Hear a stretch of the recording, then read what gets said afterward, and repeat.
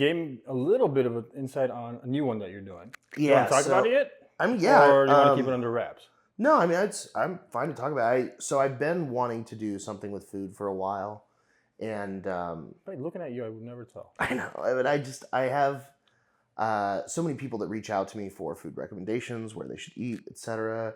And it's not even just confined to Austin. It's a pretty far-reaching deal. But I mean, today you got into town and you're like, I'm craving a chili cheese dog. Where should I go? I was like, we should go to Lebowski's Grill. What I didn't tell you is that it's inside of Highland Lanes, the bowling alley. But what's also cool is in that same shopping center is an exotic pet store where you can go see a sloth and chinchillas and such. If you had told me, I would have definitely wanted to see a sloth. Yeah, if she's I've out. always wanted to hold a sloth. I also would like to hold a sloth. She is generally sleeping. I think that's kind of their thing, so you don't get to see her often. But also bowling folk are a little slothy. Yeah, they're pretty close. They're a different breed of human. I was kind of like observing while I was there, and I'm just like, y'all are built different. Daytime bowlers are either people that are doing it for a sport, and those people vary in background and type of person. But if you were recreationally bowling at like 2 p.m. on a Friday, something ain't right with you, right? Yeah, I was there. What? It was like 5:30, 5:45, something in that range when I was actually there. Was it? Yeah. Oh. But still, I mean, you point stands. You got out of work early to be at a bowling alley at 5:30. And bowling's fun. Don't get me wrong, but it felt, and everybody had their own bag with their own bowling balls in it. I'm back in. That's very cool. And I was like, okay, there's something here. Like, I mean, obviously hobbies, everybody's got their shit, but like, I never thought of bowling as being the thing that would just kind of like, all encompass my life, where it's a Friday afternoon or Friday evening, and I'm just like, yep, I'm going bowling, and there's a ton of people there, like a ton of people there. One thing I will say, I've played almost all of the sports, and I've done them all in some capacity. And do you have a favorite? Football was my favorite. Okay, tackle football. Tackle football for sure. The feeling of accomplishment playing either linebacker or defensive lineman and hunting down someone with a ball and tackling them, that is such an unbelievable feeling. Maybe first place, but maybe tied with that is the feeling of running with the ball and scoring a touchdown. Okay. Catching a touchdown pass doesn't really do much for me. I don't have any of the physicality to do that. I've caught one touchdown pass in my life in a flag football game. But the other aspects of that are very, very fun. And even just the side part of football with what I did with the offensive line of snapping the ball and blocking people, executing that to its highest level was a very good feeling. Baseball, hitting a home run feels very good. Soccer, scoring a goal feels very good. Defending a goal feels pretty good. Volleyball, scoring a point feels very good. Stuffing a point feels incredible. Bowling, a strike. Wait, what's stuffing a point? I'm not too familiar with volleyball. So volleyball, if they go up to, so you do bonk. So the first person bumps generally, so they catch it with their hands like this. The second person sets, where they push the ball up like this. Okay. And then while the ball is floating up in the air, the last person will come and strike, and they slap the ball as hard as they can to try and hit the ground. So if you can jump and time your jump with them and the ball, you can put your hands right in front so that it spikes right into your hands and blocks. Got it. And does that give you guys a point? Yes. Because it'll go back over there. Well, it depends on where the ball lands. If you block it and then it still, goes on your side, then, something that happens. Makes sense. But it's just having someone go up to jump and you jump and they're just focused on the ball and you boom, and it's just in their face. That's a very good feeling. It's almost as good as, slap the pass. Bowling, a strike feels very good. But with the rest of those, my physicality, it lends to that. I'm big. I have long arms. I have big hands. I have big feet. I have a lot of muscle mass. So all the rest of those. But bowling, my hand-eye coordination and being able to spin a ball, it takes a second for me to warm up when I do it. And it's just not as gratifying. But I have to imagine there's some people that are, naturally more gifted in these things, or they find it at an earlier age or something. But bowling is also fun because it's the most social sport.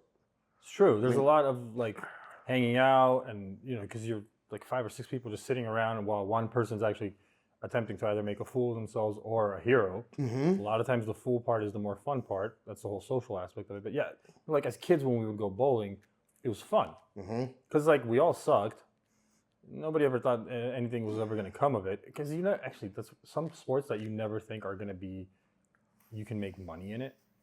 Like bowling feels like one of those. You're never seeing that 8-year-old that gets up in front of the class and goes like, my dream is to be a professional bowler. It's so rare, yeah.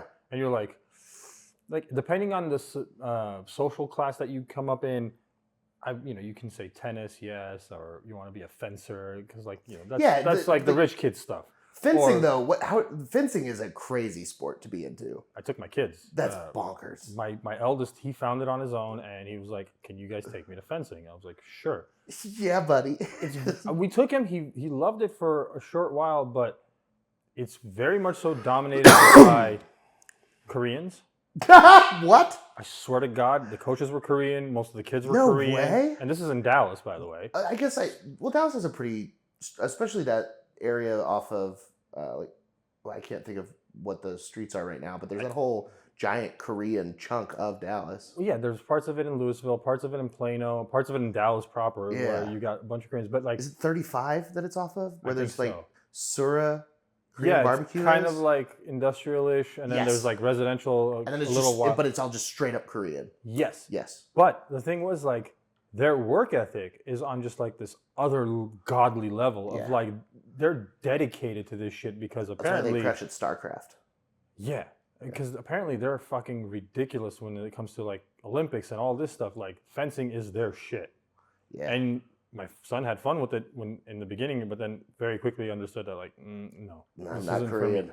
For me. He's just like, I just wanted to casually have some fun and learn. And I was like, listen, if you want something combat related, this really isn't the 1400s. You're not going to be dueling anyone anytime soon. This is like, you either dedicate yourself to this or let's do something practical like kickboxing.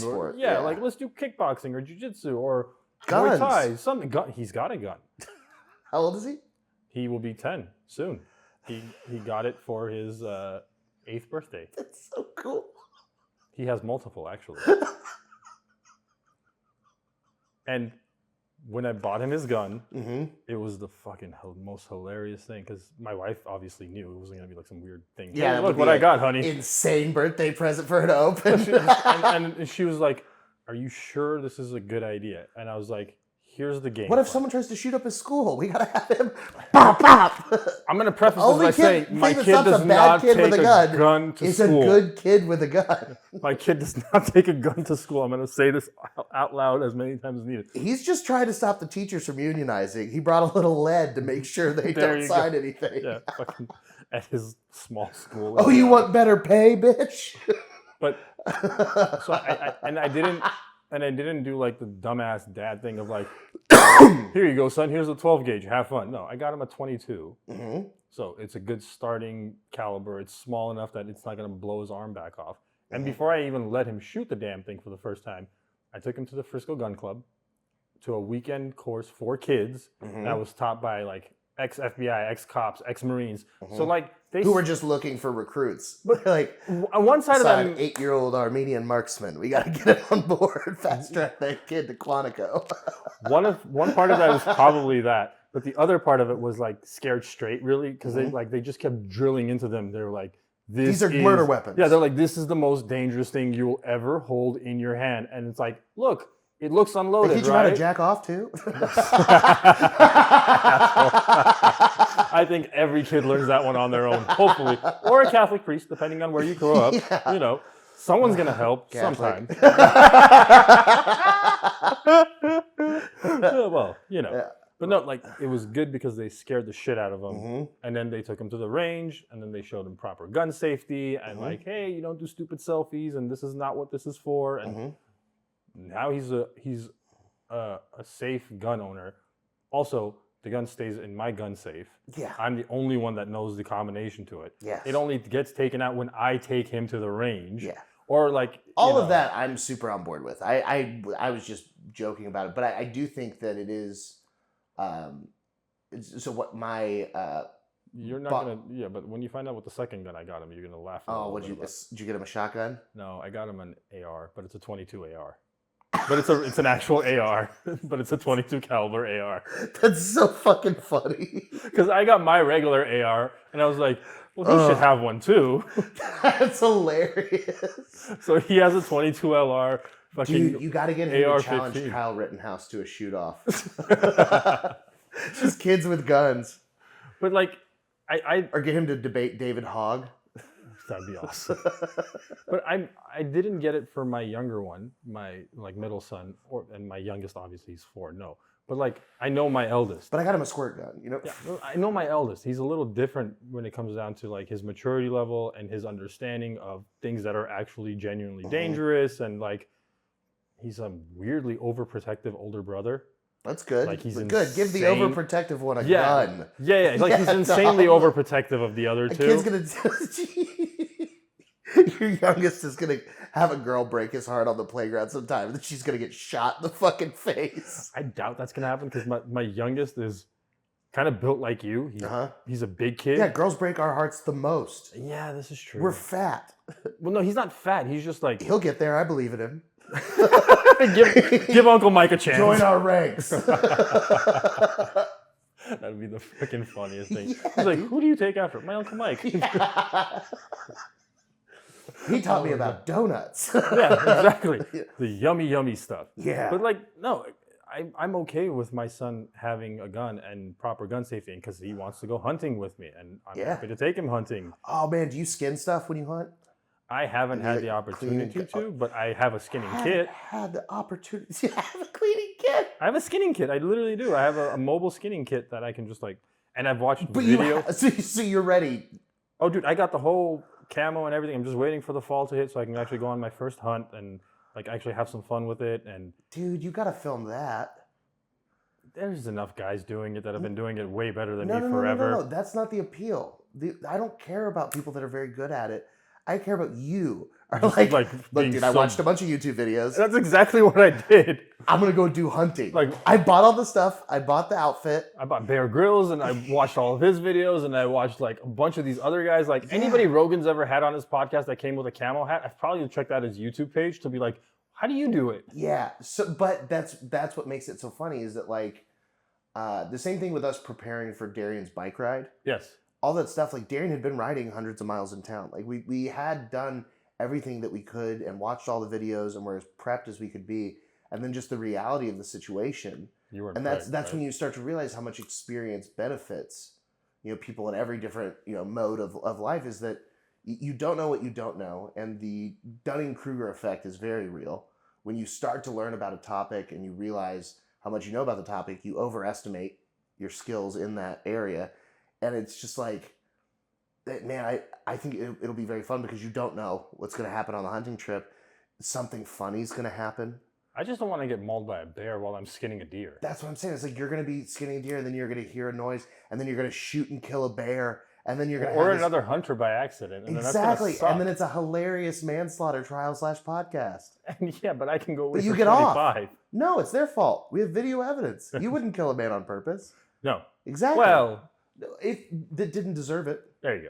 Yeah. Circumstance. Yeah. If someone came up and was like, "Rawr," then you're a moron. Yeah, if you're in hunting grounds and you go roar and somebody does shoot you, you're like, well, it's like suicide by cop. It's just suicide by hunter. But or you could be Dick Cheney and just fucking shotgun to your buddy's face by accident. We all make mistakes. It was Cheney, right? That did that? No, we all make mistakes, dude. God. He was probably just thinking about his lesbian daughter and got angry and just fired a round off to feel better. Well, I mean, everybody would be angry at their lesbian daughter. I wouldn't. I hope if I have a daughter, she's a lesbian. Why? So she doesn't get porked up by all the gross boys out there. Understand the 8 billion people that exist today is because too many. 4 billion women got porked at some point. Well, I know. Not 4 billion. But I don't like thinking about that either. I don't like to think about... But you partake in the activity. Sure. Well, then... I enjoy it. As you should. But there has never been a moment where there was anything sexual happening in my life where I was like, her father would be proud. It's just like, it's just those two ideas should stay very far apart from each other. But I think that changes. Just on a selfish level, uh-huh. If I can have a daughter that's just like, I'm getting porked by plastic. But yeah, that makes me feel better. It just makes me feel better. It's just how I feel. It would probably make you feel worse understanding that varying degrees and shapes and sizes and like Good it for could her. be far worse. I mean, I think it's cool for her that she doesn't have to deal with. Well, I guess Man, the future women's lives Mrs. just Eaton kind of is fucking eating this up right now. No, dude, women's lives just kind of suck in general because it's like they're This is either very true. You could be a lesbian, but it's still like, and then I think about how many guys I know that talk about how hard they hit on lesbians, and it's like, it doesn't really, you can't escape male horniness by just not being on the team that they're thinking you play for. Like, they're still gonna be like, no, you're probably bi. Like, dudes are insane. So, Which, I mean, there's a lot of truth to that. what? Like, that they're probably bi? More women. No. God damn There it, Tom. there was a study Don't you red pill me. There's a study I read. Who posted it? Chris Williamson, I think, posted it. Was it Tim Pool? No. Matt Waltz? Although I don't hate Tim Pool, nor do I hate Matt Waltz or any of the guys at the Daily Wire Press. Like, I get why they exist because if you've got one extreme, you're going to have the other extreme. And then the rest of us that live on this, side of sanity go like, well, there's like a spectrum to almost anything, and if we just started leaving each other the fuck alone, it might be a good idea, but then you don't make money that way. How are you going to sell ExpressVPN if you don't talk about the far left or the far right all day? I have so one of the things that like I don't get into the politics of it, but I very much avoid like Steven Crowder, Charlie Kirk, that kind of rage bait group. Kirk, although, has settled down significantly. Crowder hasn't. I just saw a video. Kirk has a lot of logic behind what he says. 2 days ago. No, fuck that guy. Dude, he's got a lot of logic to what he says. He's not retarded. 2 days ago, I saw a video of a kid coming and asking him legitimate questions, and his only response was, "What is a woman?" That's crazy. Kirk? Yes. What was the kid's questions? The kid's question was about voters in Georgia and about Trump calling and asking them to find more votes. And he was asking, like, if this is proven that this happened, how do you feel about that? And Charlie Kirk said, "I'll answer that if you can answer what is a woman."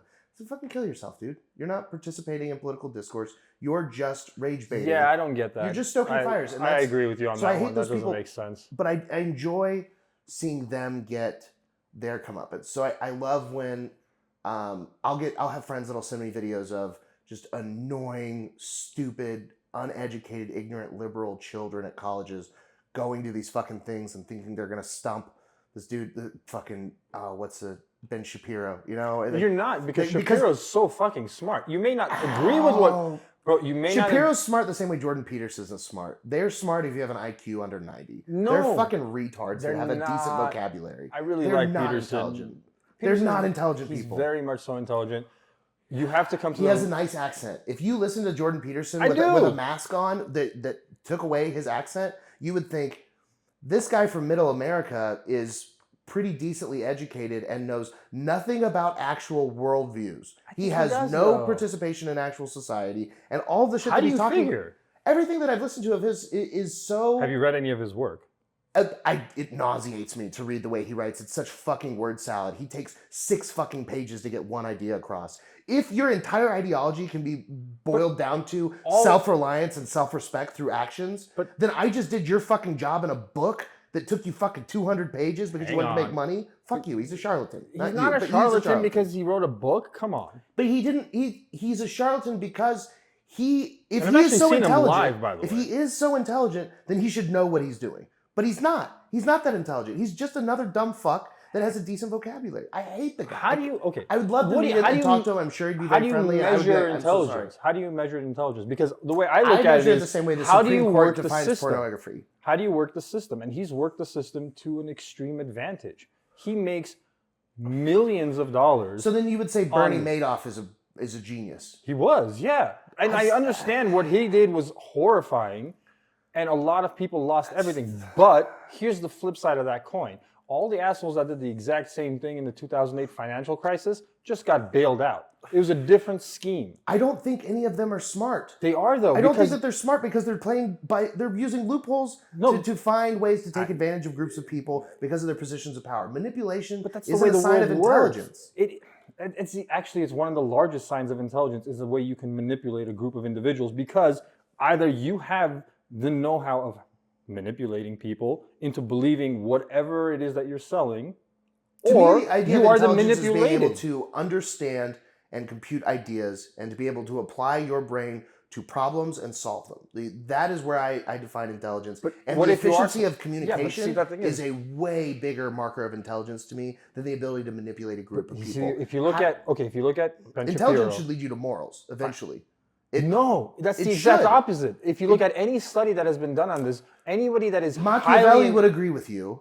No, fuck but Machiavelli. I think Kant would probably disagree pretty strongly. Kant wouldn't either, because every psychologist worth a damn or any philosopher worth a damn has come to the same conclusion, and they've done studies on this that have proven this over and over again. The best way to win at life is to manipulate people? No, the more intelligent you are, the less you are grounded in morals. It's just a fucked up reality of the way things work. I'm sorry, but if you look at anything and anyone worth a damn in history, their morals have been ambiguous to say the fucking least. Think about it. There is no one that is. You're equating popularity and notoriety with intelligence. I'm just talking about intelligence. I'm talking about a marker of intelligence.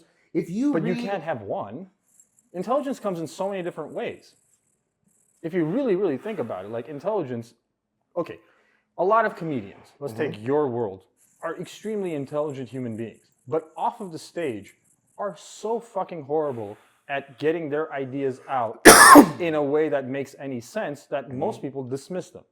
But on the stage, when they're in their own flow state, they're extremely intelligent people. And what are they doing? They're doing manipulation at the highest level. It's easy to manipulate people into fear and hate. It's so much harder to manipulate people into laughter.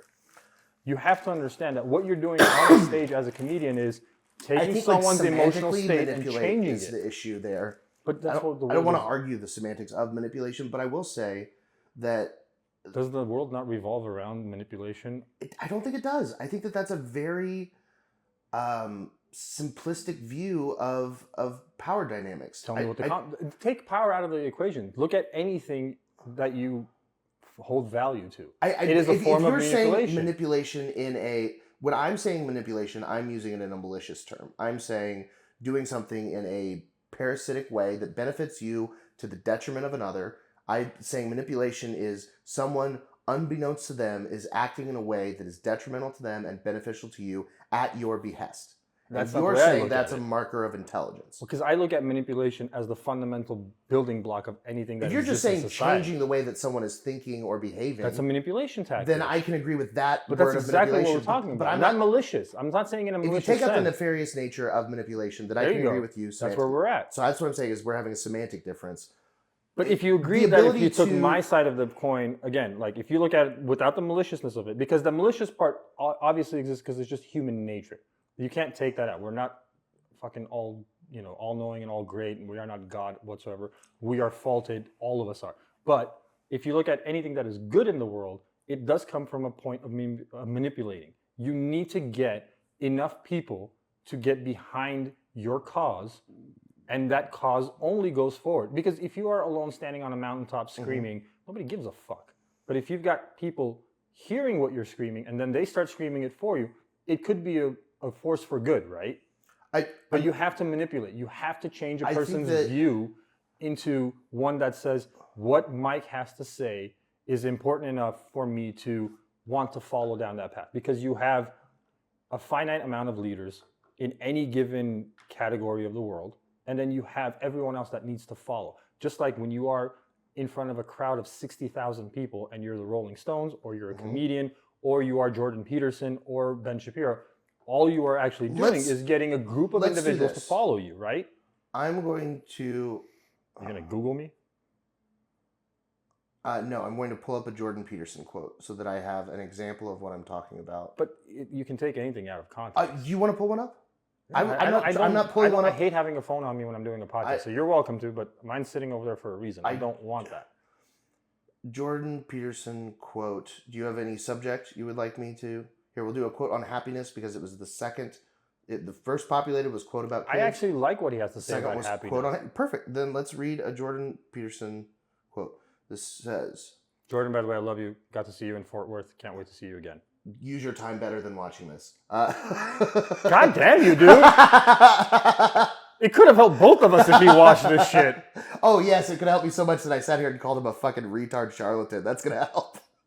And what if he reached out and said, hey, man, how about we have an actual conversation? I think that you just needed to make your bed today, and that would change your entire outlook on the subject. It doesn't change your entire outlook on the subject, but it does make a micro change that does lead into other changes that are important. Yes, making your fucking bed is important because it's taking something from disorder to order, and that's important in an adult's life. It sounds like something small. But it leads to other actions. But he doesn't. Over time, he does. That's exactly what the fucking guy said. That's why I want to read one of these quotes. Go ahead. Can we do the thing, or do you want to just keep telling me how smart he is? If you want to suck his dick, you can suck his dick. Well, I've been trying to, but I don't think he's gay. Goddammit! You just keep fucking you hammering it on. I keep telling him where I am. This is the quote: "Making happiness the key pursuit in life is just hopeless. It's just not a pursuit that's going to fulfill itself. Life is already complex enough to make us anxious, painful, disappointed, and hurt. That's not a pessimistic viewpoint. It's the truth." So he just took 1, 2, 3, 4, 5, 6, 7, 8, 9, 10, 11, 12, 13, 14, 15, 16, 17, 18, 19, 20, 21, 22, 23, 24, 25, 26, 27, 28, 29, 30, 31, 32, 33, 34, 35, 36, 37, 38. 38 words to express life is difficult. Okay, but happiness is temporary. Can I ask you That was 6 words, Tom. It took me 5 seconds and 6 words to communicate this shitty fucking point that he's making for clickbait. Hi, can I ask you a question? Be a great well, yes, ask a question. But hear what I'm saying. As a comedian... Are you listening to respond or are you listening to understand? I listened and I understood and can I just ask a question? As a comedian, how important is word economy? Vital. And how long does it take for a good comedian to actually be able to take what would have been 20 to 40 words on a page down to 8 words in funny? It varies. But it does take time, right? It takes a long time, and it takes... Some more than others. It takes discipline to actually get to that point where you can convey your idea. Well, all I'm trying to say is that you fall into an outlier group of very smart individuals, and this is why you have a different view and perspective of someone like... So then trust me when I say, as a highly intelligent being, that the guy's fucking retarded. And trust me as a moron that says people like me need people like that because the general populace can be swayed into something so much worse. The pursuit of happiness is the most retarded fucking thing in the world. This is what I'm saying, is that the I'd rather world be content than gets happy. worse when you take the lesser of two evils over time, and when you just settle for mediocrity, and you put these people, when you get behind Jordan Peterson and you lift him up and say, this is an intellectual, this is a brilliant human being, this is what you should strive towards, this is a role model, this is an icon, this is the pinnacle of intelligence in our society. I didn't say any of those words. I'm saying, can you name another thought leader that has talked about the way that he is? Is there anybody else? Currently living? Right now, yes. Currently living, that is another person on the planet that Western society would point to as a thought leader and symbol of intelligence. I can think of a couple of people. Elon Musk, maybe? Jeff Bezos gets thrown in there? That's the thing. I don't understand why they put... Musk is retarded also. No. Hold on. Retarded or not, scammer. He's still a genius as a person that manipulates and gets a lot of shit done that a lot of people can't get done. But here's the other thing. Steve Jobs was a genius. Elon Musk couldn't hold his Steve Jobs fucking wasn't jockstrap. a genius. Yes, he fucking How was. was he You're a genius? crazy. Woz was the goddamn genius. Steve was a Woz great was an marketer. autist in a fucking garage. And he's the guy that took came all up those with all ideas that. and said, hey. Congratulations. Yes. He was great at manipulation. Steve was a great manipulator. Not in Woz the was negative the sense. genius. Of course it was negative. But he had the I'm sorry, the sweatshops that continue to churn out the phone that you put in your fucking pocket is not horrifying. You can't get away from any of this stuff. He didn't pick those. Yeah, he did. He didn't pick the sweatshops. He did because he was a created majority Pixar. shareholder of his own fucking Your children don't company get to for a enjoy long Pixar time. if you hate Steve Jobs. They don't.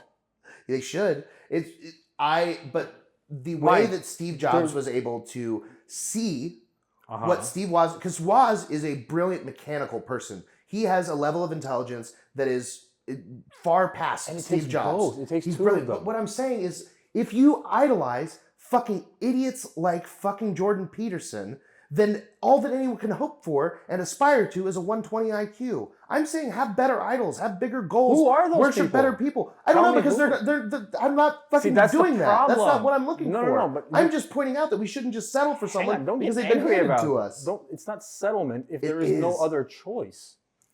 You can't. Look, there is no way to... There are smart people out there. I'm just not... I don't have time It's not to that go you and don't have find time. them. They don't and I'm already exist in smart enough. Sweetheart, they don't exist in the cultural zeitgeist because they would have come up on your feet at some point That's and what you would I'm have had a saying name. is the zeitgeist sucks. Society sucks. Culture sucks. And we're making the problem worse by worshiping these fucking retards. It's not worship if we're you're just getting... descending into idiocracy. It's not idiocracy if you take it into the context of if you take him as a baseline jumping point for the regular everyday man into exploring more complex ideas, then yes, there is a better possibility of more people coming to the conclusion that, hey, you could have said what you said in 6 words instead of 40. But unless there is a foundation to build upon, I'm not worshiping him like a god. All I'm saying is that his message and what he has to say comes from a place of intelligence. If people would talk about him as a great starter kit for lowest to common denominator humans to make menial progress in their life, that's exactly what the fuck he is. What do you think the internet is? No one talks about him that way.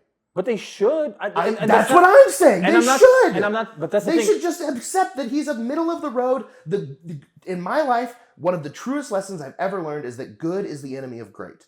If you want a great life, you cannot accept good.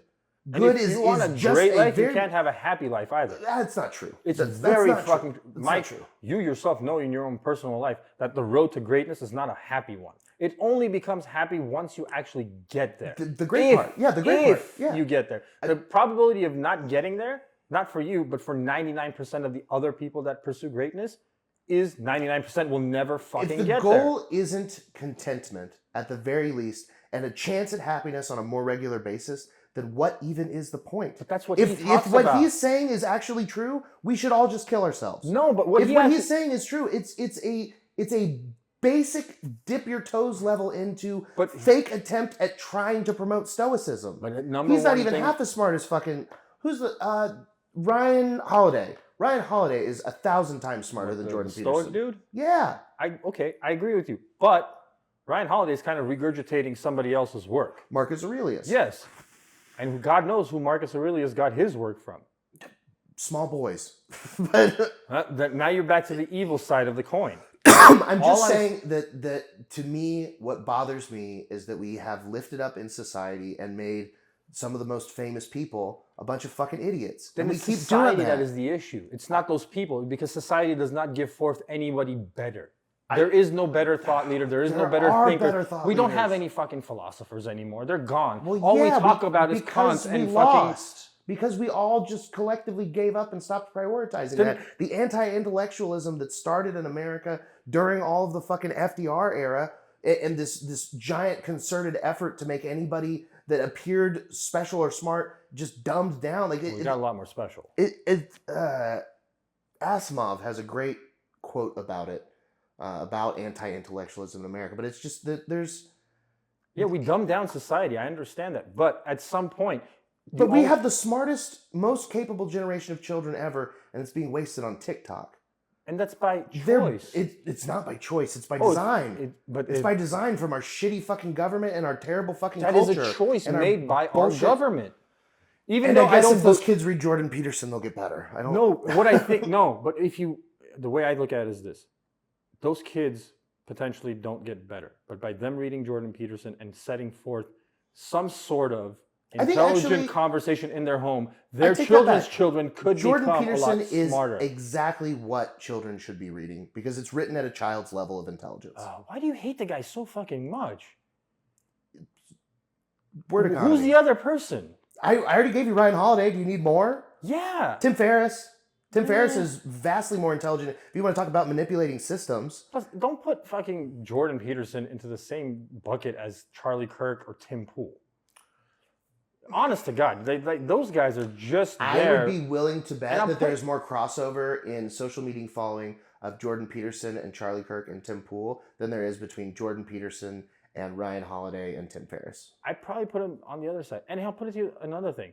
If what had not transpired by society against Jordan Peterson, we would have never fucking known about the guy. Never ever would he have known about it. It's Yeah, the if he had internet just that actually quietly made died him, of a Xanax addiction, it would but be like, no, fine. the internet made him famous, Yeah. and it didn't have to. There is a The internet made reason him famous something because the brought internet it is forth. made up of a bunch of very stupid people. Exactly my point. Our world keeps getting dumber. That's my point exactly. Is that I'm so sick and tired of everybody saying this is the smartest generation. This is no, it's the stupidest fucking generation, including mine and yours. We're the same generation. We are the stupidest fucking generation because we squandered the largest fucking access of technology and information into TikTok. We fucked up so bad. This shouldn't exist. I'm sorry to say this, but I love the fact that we can do this podcast and have fun and talk about it, but intellectual discourse between sides that don't agree just don't fucking exist anymore. You have to really seek it out. Yeah. And it shouldn't be that way. It should be the number one thing that is given to you, So given to all of us. food podcast is called I Can Eat. Yes.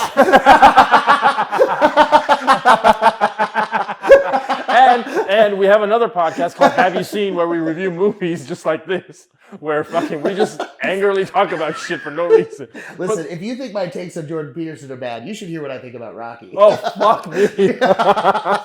Poor Stallone, bro.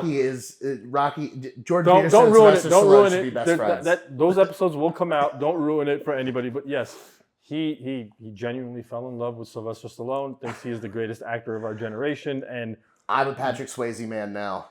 oh, Little China. Big Trouble in Little China might be the greatest thing ever. A very special person took me to go see it, and it was just unbelievably funny. They're really good movies, by the way. It's so good. But no, I agree. Like intellectual discourse between people that don't agree and can't really. There's not a way that we're going to come to a resolution on our opinions on this. We both just still have our opinions, but like I think that there's and that's the there's great more thing. that we agree on than that we don't. And I think that the base point that we agree on is that overall people are very stupid. Yeah. My condemnation of Jordan Peterson is partially out of bitterness, because it really is so frustrating. It's the same way that I feel when I see a band that's very, very good that no one knows about. And it's the same way I feel when I watch a movie or a TV show that's very good and no one knows about it. Or it's also like a the same perfect way. example of what makes me so mad about society is when Rick and Morty came out as a TV show. I was blown away by the emotional complexity of it, the depth of the characters, the nuance to some of the jokes. There was fart humor and burp humor and low-level slapstick and just base-level, lowest common denominator jokes. But the issues that they tackle, the episode that he does with Unity, the planetary consciousness. Yes. There's a couple of them. Which one? The first one? The first one that he does with her, where he ends up trying to kill himself while he's drunk at the end of the episode. For a cartoon, I mean, there's not much out there that deals with that kind of complexity in such a bizarre way. And so it was such a really refreshing and exciting show. And I remember being so excited to show it to my friends and sharing it with people. And then suddenly it hits mainstream and it's huge and everybody fucking knows about it. And it's at every smoke shop, and Rick and Morty is the talk of the town. And then you see what happened with the Szechuan sauce at McDonald's. There's an episode, I believe it's season 3 or 4, where his wife gets blown up. And he spends a bunch of time talking about Szechuan sauce. And so as a promo, McDonald's brought it back, and there were Rick and Morty fans doing Rick and Morty quotes and acting insane, and just the way that people reacted to that, and then the way that you encounter Rick and Morty fans online, and it ruined the show to the point that it used to be a fun thing to talk about with your friends, how those parts were, and then now it's just like, I would never bring it up in a conversation in public, because the kind of person that would want to talk about that with me is going to be so goddamn insufferable. Because the mainstream Rick and Morty fans are the ones that like the fart jokes. Mm-hmm. And then the ones of us that actually love that show you're like, oh fuck, they've put a fair bit of like thought into the science behind almost all of the improbable shit that we don't actually have, the multiverse and time travel and intergalactic travel, all that stuff. None of that any of it is like all theory. But a lot of their theory was like in like grounded in solid fucking science, and you're just sitting there going like, wait, this isn't stupidity. This has a lot of interesting stuff in it that you're like, it makes so much sense, and I love it because I get it. And the fart stuff was there; it was supposed to be there. But well, like, it's perfectly placed there because it acts in juxtaposition to the seriousness of the topics that it's tackling. And then that's what sucks is that the people don't understand that there's even juxtaposition at play. Right. They're just like, this is not funny farts. Yeah, no, yeah, they're like, they're the Szechuan sauce people, where the rest of us are going like, wait, they took the concept of... So to me, that's why it's a bummer, because you are a very intelligent person and you have a good worldview and you have a good grasp of the world and you have a good economy of words. You know, our conversations are good and they're fun. And then to hear you hold him in such high esteem and level of intelligence, it's like, I have to, because it only gives a reason. The only way out of the fucking hole that we are in right now as a society, and I mean the entire globe, the only way out is by allowing baseline thinkers like him to at least give a moniker of intelligence and harken back to... Modicum. Modicum, thank you, sorry. Moniker means name. Yeah, that's right. I'm sorry. But shut up, man. Fucking asshole. I had to give a Jim look God at the camera. damn it. Yes, I'm a moron, and I fuck up words once in a while. Thanks, Mike. I feel so proud of my life right now. I just needed the right word. But what he does and what people like him do is genuinely give rise to, maybe in 50 years, free thought, expression of ideas, opposing opinions, and actual intelligence to take I will reign concede again. that he is a step in the right direction, and I would rather him be famous than the Kardashians. Yeah. I will concede that Which wholeheartedly. Kardashians are like my kinfolk because they're Armenian too, but like, no. God damn it. We have writers like William Saroyan that nobody knows about. And we have fucking Arshil Gorky, one of the greatest painters of all time, but most people have no fucking You have clue who Serge he is. Tankian. Serge Tankian is an amazing... Tankian, yeah, yeah. System of a Down was a great band and did amazing things for their time. Wake up. Deny a little genocide and make up. But it is disheartening when you casually hear conversations, especially when you have kids and like you're around the school setting and you hear what they're talking about. And kids are fucked. And like they're talking about these people on Twitch as their future of like, oh, I can't wait to be a streamer. I want to be Speed. Or whoever, insert name here. But I don't think that's a good idea because, you know, like, here's the thing that pisses me off the most right now, and the cultural zeitgeist, the conversation of, oh, you don't need college. I hate hearing that fucking thing, and everybody says it, and here's my disagreement with it. Okay, yes, please, lay it on me. You don't need stupid-ass degrees from college. First of all, I think the stupid-ass degrees are more valuable than the other they're the ones. least valuable of the degrees, because here's what it doesn't do. Okay. It doesn't give you what college was meant to do in the first place. Yeah, not a sponsor. Not yet, at least. I'm waiting. But here's what college, at least for me, here's what college actually gave me, and I think was supposed to give most people before they walked into adulthood, before it became a fucking business model. And it was one thing and one thing only. It wasn't what you were supposed to learn and the college experience. It was supposed to teach you to question shit. More than anything else, it was to teach you to question your peers, question your professors, question your books, and come up with your own ideas and your own thoughts and on your own perspectives of shit. But now it has no longer, it doesn't serve that purpose anymore because they keep lowering the bar and everybody seems to get in. No, not everybody was supposed to go to college. That was the entire point of it. There was supposed to be a barrier to entry, which was at least decent grades. And it was supposed to set you up for thought.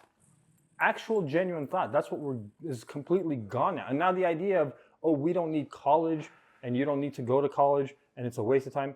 No, it's not. If you actually got out of it what was meant to be gotten out of it is the idea of thought. So critical thinking. But college as it stands in its current iteration doesn't offer that anymore. Fuck no, it's horrible. There are select schools out there that are still, you know, so I've heard, bastions of intelligence and academia. I think that the greatest problem with college is that college hasn't been updated to suit growth. It has been updated, as you spoke to be more inclusive. College has become a thing that everyone can go to. I mean, like, But why it gets is that? broken. Well, money. Exactly. It's all about money. It all comes down to capitalism. Stupid people don't being evil understand that. Stupid and fucking having morons the don't get it. I agree. And stupid fucking morons happen to be who votes. And stupid fucking morons happen to be who we vote for. And it happens to be that everybody in charge are stupid fucking morons. So what I see as the waste of college is that you're basically saying, I'm going to, if you're not in a financial position already through family, you're saying, I'm going to put myself into debt to learn. And hopefully I'll learn or find something that I am passionate or interested in, and that can be waylaid into something that's financially viable in the future. But realistically, what's happening is people are going to college and they're going from a high school experience where there's not really a focus on education in a lot of places. I was very fortunate to go to a great high school. And like, I also have been above average intelligence. So I have always enjoyed scholarly pursuits. Yeah, he knows the difference between moniker and monicum. I do, and but I went to LAUSD and didn't get that part of the fucking curriculum. But you, it's but No, I'm kidding, but I think that when I went to college, nothing was ever addressed. I went to a very good school. I went to Hampton Sydney. I failed out immediately because of the things I'm about to mention, and I'm probably shaded by personal bias. But I just think that there was nothing about college that was about me. Okay. I wanted to go to college to learn, and my reason that I chose Hampton Sydney and the reason that I chose my degree plan is that what was your degree plan? I was going to double major in government and foreign affairs, So because those were the two things, and it was going to be a bachelor's of science in political science and government, and then a bachelor of arts in foreign affairs. Did you know what you wanted to do? Yeah, so I was going to go from Hampton Sydney, and then I was going to try to either get into UVA law school or Washington. My first choice was Washington and Lee, and I didn't get in. So I ended up going to Hampton Sydney, but then I wanted to either go to Washington Lee Law School or UVA Law School, and then I was going to go an intern at Bracewell and Giuliani in DC, and I was going to work my way into lobbying, and then I was going to work my way into politics through lobbying in that firm, and then I was going to eventually become a United States Senator. That was a lot of gaps in the middle, but I was going to be the youngest, and I was going to be the best. And that was my whole track. And then when I got to college, so one thing is I took a bunch of AP classes in high school. I had decent grades. I had a basically perfect SAT score. So I had a lot going for me. And then I was able to take the tests when you take to see where they're placing you in these college classes. So I started college as a junior. So I only had to do 2 years to get my full 2 degrees. So I was already way ahead of the curve, and I was already crushing in all these classes. I realized very quickly that all of the bullshit that I was going to have to do to get to where I wanted to go sucked so bad, and that it was so much more fun to hang out with people and to meet and talk to these super interesting dudes that all have all this other stuff going on. So you mean you wanted to preserve your soul?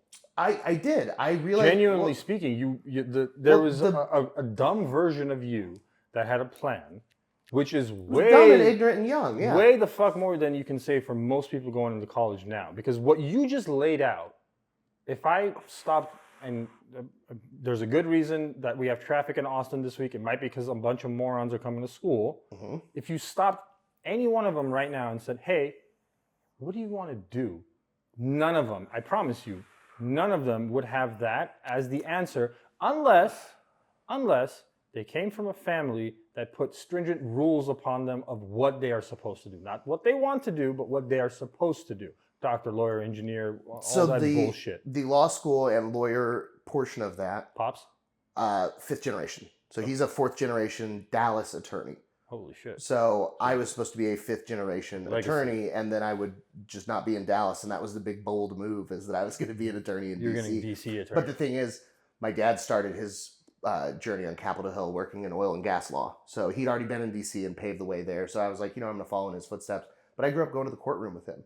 And my parents were divorced, so when he had custody of me, I would have to go to his law office. And I spent a lot of time hanging out in the law office. And I did moot court, and I did like a National Youth Leadership Forum on Law where I went to DC and argued mock trials and was like crazy good at it. And I ran teen court in my hometown, which was a adjudication system for kids that got Class C misdemeanors, speeding over 40, minor in possession of alcohol, minor in possession of tobacco, minor in consumption, theft under 50. All of those, they would be assigned a prosecutor and a defense. And then the prosecutor would argue for 64 hours of community service, and the defense would argue for 48. They would plead their case, and the jury was made up of their peers who had already been sentenced through this, because part of every term was 2 jury terms.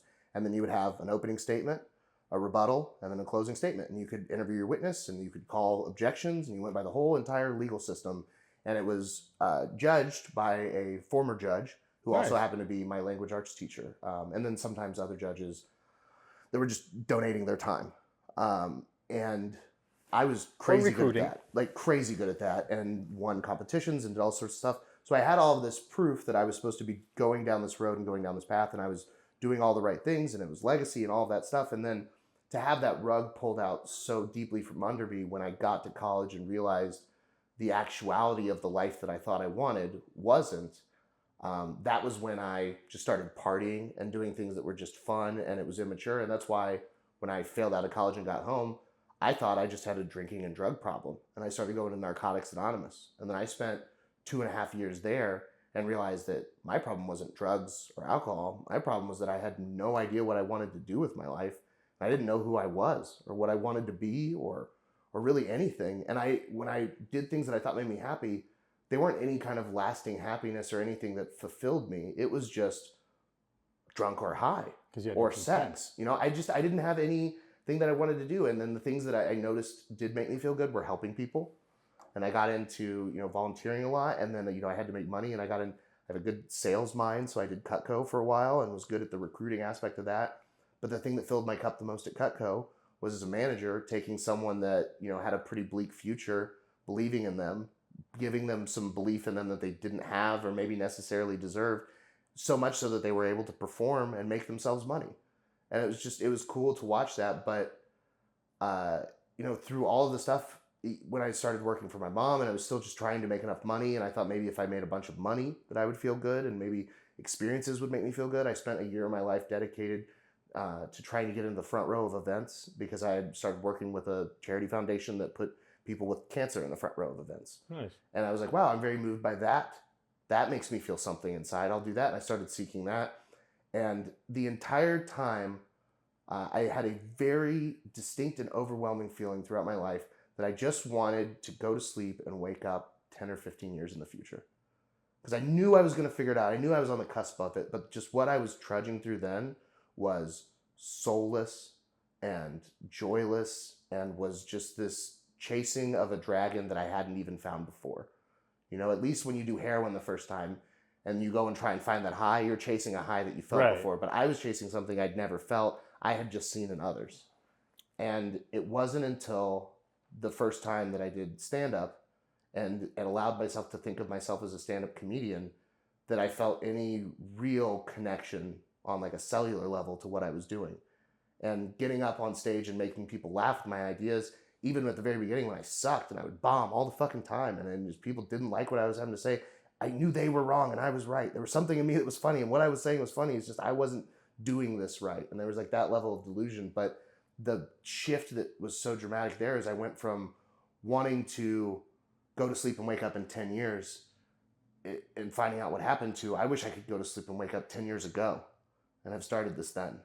I wish that I had found this sooner. I wish that I had known all of these options. And when I moved to LA and I met people there, I was so filled with envy hearing these kids that knew they'd wanted to be stand-up since they were little. And that started at 16 or 17 or 18 or 20. We had a bar and it was something that was around. I never even considered any of that shit. People had been telling me I was funny since I was, can remember. I was a class clown like fucking every other comedian. But it's just, that never dawned on me. And that's something that colleges don't address. Because there was never, no point in my life did anybody say, like, what are the things that you like to do? There was no, what fills your cup, what makes you happy? And there was no emphasis on that. No one even addressed that to me as a motivator for what you should do in your life until I got into the self-help world. because I was at the upper echelons of sales motivation and was like, oh, these people that are trying to talk to the highest performers, well, what do they do to increase them? And all of the people at the highest level, and what it turns out is that most people are fucking miserable. And most people that are making money are not happy at the job that they're at. And I can tell you, I can count on one hand the number of people I know that are financially independent from needing anything, and that genuinely enjoy what they do. And that's just a fucking bleak reality. And I think it's because we don't have any emphasis on it. Well, because I think you just outlined your own experience, but I really think it does come back to the same thing of colleges have missed the point to teach you critical thinking. Part of critical thinking is figuring out your purpose in life. And sometimes it's supposed to be, oh, fuck, I'm not supposed to be the legacy lawyer in the family. I'm supposed to be the funny man. And I've said this to you like a million times and you dismiss it and you don't believe it. But I genuinely know that there is a future where you are on that Mount Rushmore of comedians. I know it exists there because, and I don't know how you'll take this, because I know how deep the pain inside of you is. And if there is no pain, there is no greatness. It's just the fucked up reality of the world. I don't know why it's that way. I don't know why it has to be that way, but anyone who has done anything of greatness has only done that because it's come from extreme amount of struggle and pain. And I think colleges were supposed to be at one point designed to extenuate that pain and show you who you really are. And now they've just become a vessel for money. Yeah, it's the reverse of pain. They don't offer you any pain. I mean, and it's like this bullshit. I try to avoid this mic and not cough directly at you, and then I'm like, camera. It's very. Well, you can cough at the camera. The thing is, like, I always thought that you were supposed to go to college, and somewhere outside of your peer group, a professor or somebody was supposed to give you that one enlightening line that kind of like clicked what you really wanted to do with your life and just like clicked it. But then I saw was just a bunch of people that never actually became what they wanted to become. And now they're just teachers and they're professors. And it's Have you ever read miserable fucking dreams because they never get to become the concert pianist that they wanted to, or really become the physicist that they were meant to be. And all they're actually doing is, yeah, they're tenured and they're a PhD, but they're not really doing the research part of what their dream was of being in theoretical physics, or being a biologist, or teaching, first year law school. They're not doing any of that stuff. So at some point, you either need to figure out that they are just disappointments of the world and you need to overcome them. And I don't give a fuck about any of you professors that may not like this. You are disappointments to the world. Fuck all of you. I swear to God, fuck every last one of you. Yeah, Jordan Peterson, take that. Including you, yeah. You found a way to circumvent the system, and I love you for doing that. I love your tenacity and your way of actually making money. That's fine, whatever. But the rest of you are just a bunch of people that had dreams that never actualized. Nobody, and I mean those nobody who wants to teach. Exactly, and it's such a serious note. But like I keep saying this to you, and you need to at some point, you will embrace it at one point. But yeah, that's the only marker for success and greatness is how much shit and pain you've gone through. And a lot of it is self-inflicted, and a lot of it is inflicted upon you. But well, in that case, I should put a gun in my mouth. It would be very painful. Because it's sitting on the fucking counter. Go ahead. It's loaded with a hollow point. But why do you have hollow points? Because you want it to stop immediately. You don't think I don't understand shooting for center mass. Why wouldn't you just go for the kill shot? The head? Yeah. No. You go for center mass because it's more likely to hit? Exactly. And then you just empty the clip, right? You don't have to empty the clip. Why would you not? Because the idea... You have to look at what's behind your target. I know. That first, that's why you use a hollow point, because there's a less chance... So it'll just blossom inside of them and stuff? It won't exit wound into a 4-year-old.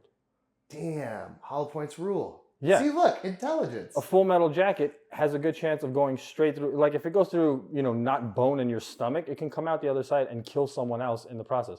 Well, when you have a CCW, one of the things that they teach you is, hey, use a hollow point because less likelihood of it fucking going out and killing somebody else and then you having to deal with a lawsuit. Could you not use it? Well, so I guess a smaller caliber wouldn't have the same stopping power. No, a 22 is, I mean, it's a small caliber. It's a 9. It's not a 40 or a 45. Oh, okay. But a 9 millimeter hollow point goes into your chest or into your stomach cavity, you're dead on your tracks. You're not dead, but you're not fucking trying to kill anybody or hurt anybody anymore. You're in excruciating Wait, amounts you hip of carry? pain.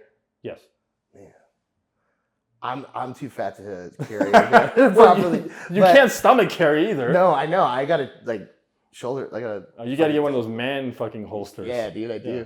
No, I look at me. It's Balenciaga. I can't own a gun. I just can't. I get too many intrusive thoughts, too much anxiety. I drink. It's not a good recipe. See, you've known me long enough to know that I don't drink, so I'm never in a situation where I'm going to be inebriated and I shouldn't have a gun on me. But like when we go to a comedy club or something, it doesn't go inside with me. Oh. Because they have 50-50 laws. What does that mean? Well, so most comedy clubs make most of their money on alcohol, which is a 50-50 law. If they make more, a 51-50 law, I'm sorry. If they make more of their revenue from alcohol than any other source, you legally can't take a gun inside, even if you have a CCW. Oh, well, that's good. Yeah. So like, but now I don't feel as safe because you won't be there to shoot the bad guys if I say a mean thing on stage. No, I'm just kidding. What's the likelihood of that happening? Like, oh my God. I had death threats after I made a Kobe joke. Really? In LA. So I made right after a friend of mine had a business associate who took private helicopter lessons with the Kobe's pilot. He was a rich guy that was from that same area. And he was an Armenian guy, by the way. Yeah, he was.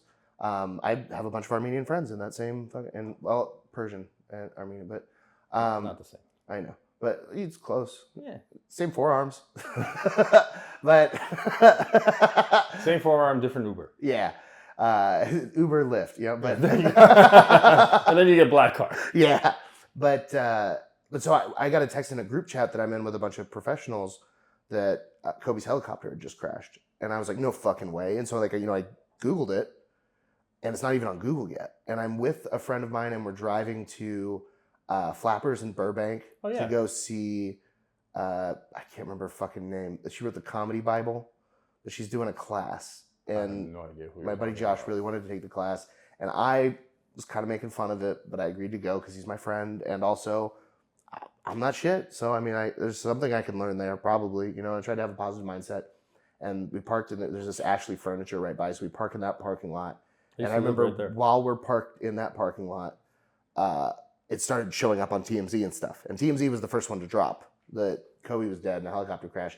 And the very first thing I did is I went on Twitter and I tweeted, "Man, that helicopter really raped Kobe." I'm still proud of it. It was genius. It took me 36 seconds and it was 10 words and it conveyed the message.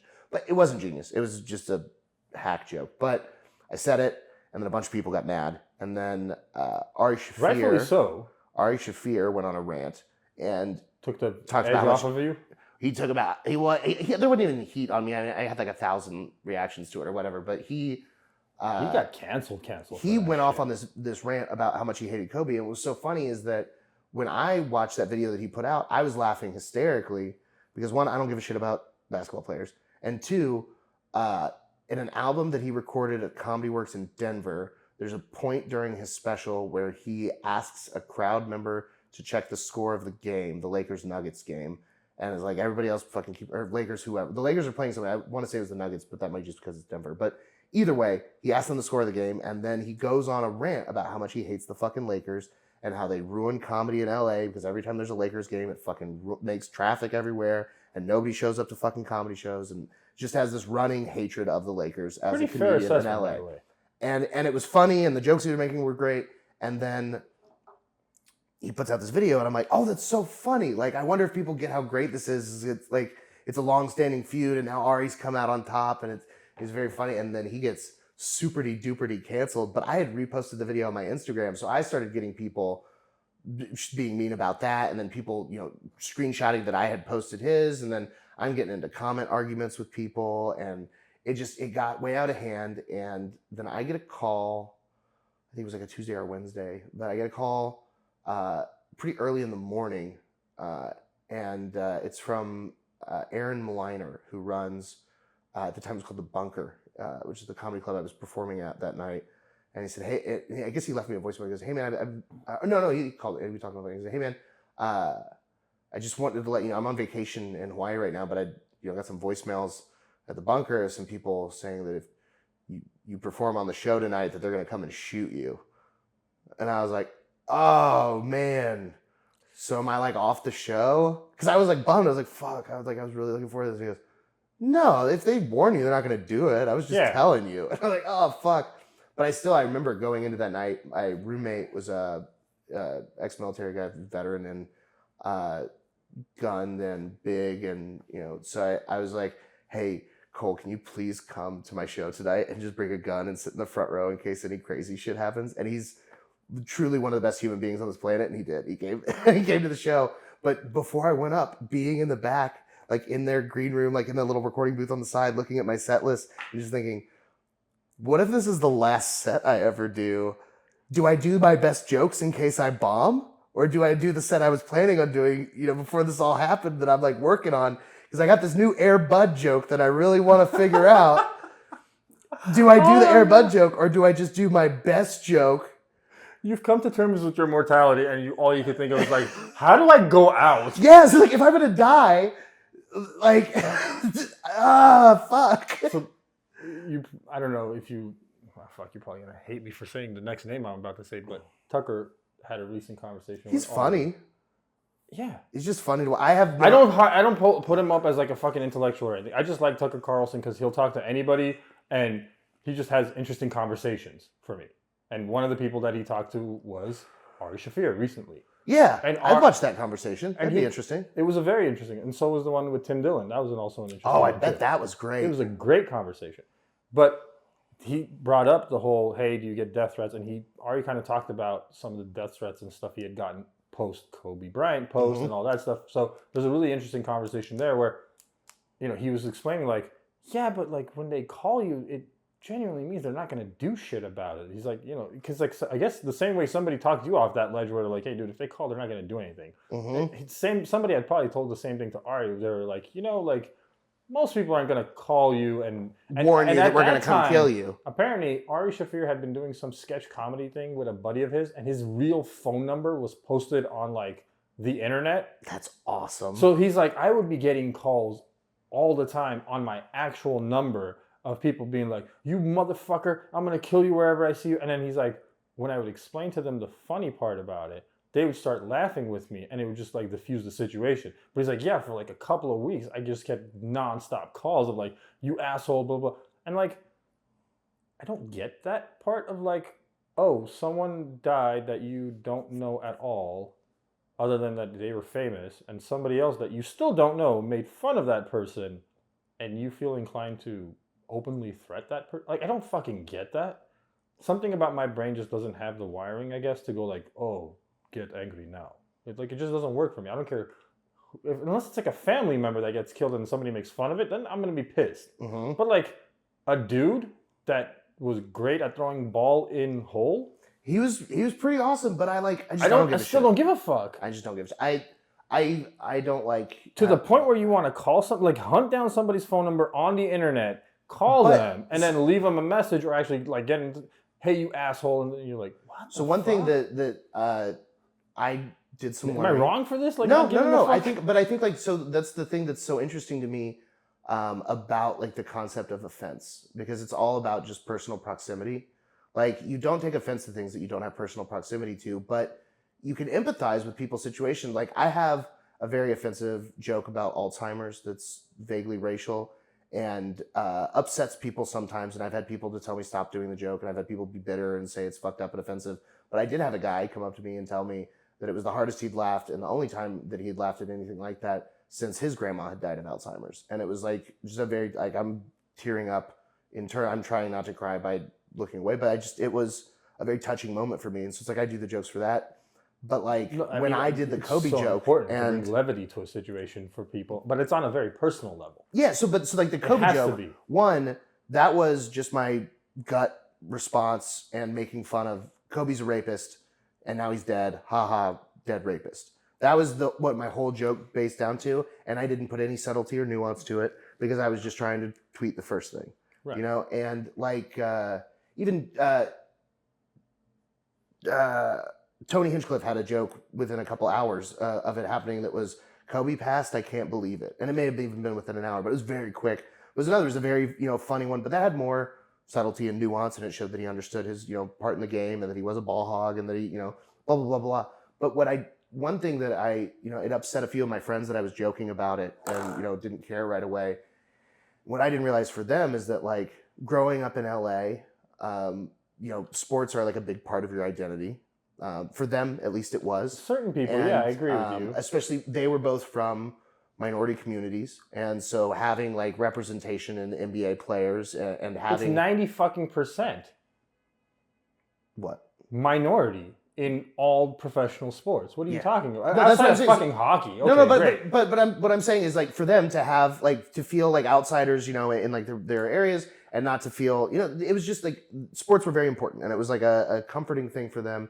And Kobe was the ultimate star of the Lakers and was like the hero of LA. And being a little kid when sports really matter and are so fucking cool, and being a young kid that plays basketball, and then the guy from your city that's playing a mile from where you are right now is one of the best, maybe the best to ever do it. That's a huge, like, just impact on your life. And he was very vocal and did a lot of press and had a lot of, impact on his people. And the whole thing. And so, like, they had a Mamba Nation, parasocial relationship with him where he didn't really have one with them, but they were outside looking in. They were living vicariously through him. Yeah, their dreams were being somewhat fulfilled. Aspirational. And I get all of that. So this is like a huge piece. It's a piece of their culture and their identity is how great Kobe is. And then for him to die and then have a close friend mock it, that sucked for them. And one of the things that, like, clicked was my buddy Josh said, "Man, I like Kobe more than I like you." Ooh. And it's like, and we're homies, like, we're good buds. And it's like, I just didn't think about, like, that's how important Kobe was to him. He had a Kobe painting on the wall at his house. He was a huge fucking fan. And so, like, I was insensitive to that. I think people... I stand by the joke, and I'm glad I said it, but I shouldn't have been making it to him. And I should have been more empathetic to him. And I could have waited. I don't know. I kind of have a problem with your buddy Josh. Yeah, he's a good guy. He might be a good guy, but he doesn't understand the value of friendship. Because you're supposed to love and like your friends way more than anybody else you idolize. But it's one of your heroes. It doesn't matter. I don't know your hero's not going to show up at 100% in earnest what he was saying, but it was it was a roasty kind of. We're comedians, so different. Okay, that brings our love language isn't the same, so it may have been more of just a jab. I'm just trying to make fun of you and, like, kind of get back at you somehow. Yeah, I get all that. So, like, there's that. Josh is a good guy, he's a great friend. Shout out Josh. Sorry, but Josh I didn't know you were a comedian. But don't roast me. But it's just I don't know. I still don't understand the trigger point of going from there to death threat to a person that you don't know genuinely. Well, I think Josh is different. He's your friend. He got hurt by what you did. Fine, that's different. But, like, the general... I just realized that that's supposed to be like a lollipop. What is it? It's like an ice cream cone? Yeah, it's an ice cream pop, but it's making me want to get ice cream. But it's a beautiful painting thing. You can't see it, so you guys don't know what I'm talking about. Yeah. But it's a pretty cool piece of art, and I like it.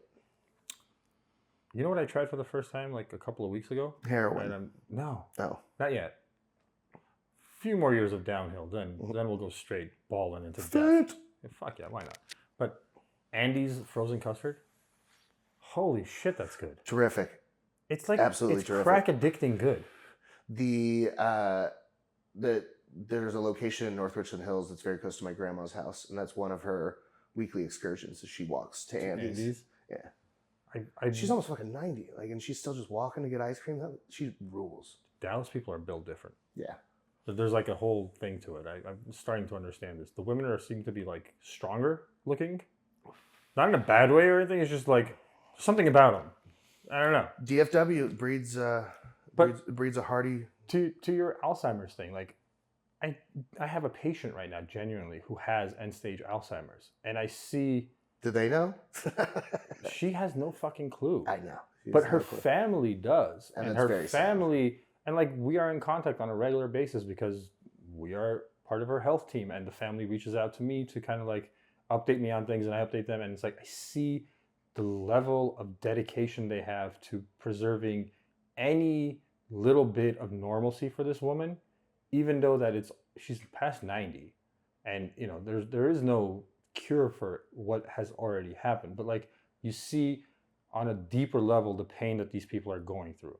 And I also see that at some point one day, closure will only come if they can laugh about it somehow. Mm-hmm. And I'm not going to be the person to give them that levity because I don't have that ability to make them laugh about the situation. I'm on the other side. I'm just. But when it happens, you I'm can trying send to- them my video and they'll laugh so hard. They could probably watch it now and laugh. It's pretty Maybe. funny. And maybe they will, and maybe it'll take them a couple of years after that lady passes away. But hey, she had Alzheimer's when she was like 88 or something. So That's a strong life. That's a lot of years which means to put in. there's going to be a much better chance of them being able to laugh about this because she didn't struggle with it for like 20 some odd years. Mm-hmm. She's struggling with it now, but I mean, at the end of everybody's road is struggle.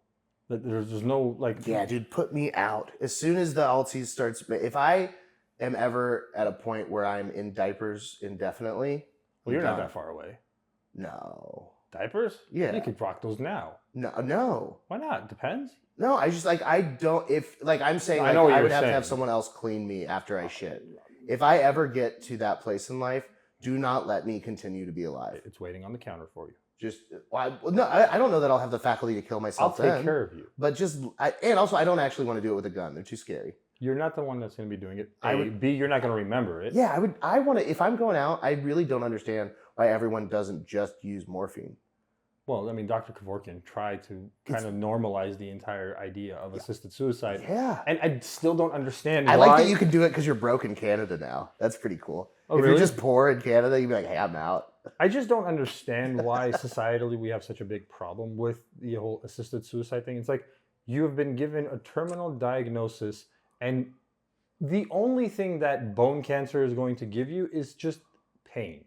My buddy Never-ending Eli pain. has a really good joke, and I won't ruin the whole thing because this is a podcast and it's his joke, but about the reason that suicide is illegal is because the government wants you to stay alive to pay taxes. And that if we were to mass condone the idea of suicide, it would be an act of revolution. It's like going on strike with your life.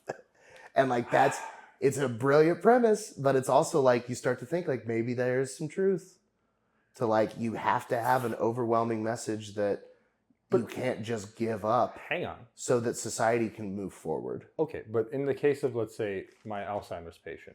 Dead. Should be dead for sure. Because 5 years ago, probably. Here's the where. Also, can we just let people be capped at 80?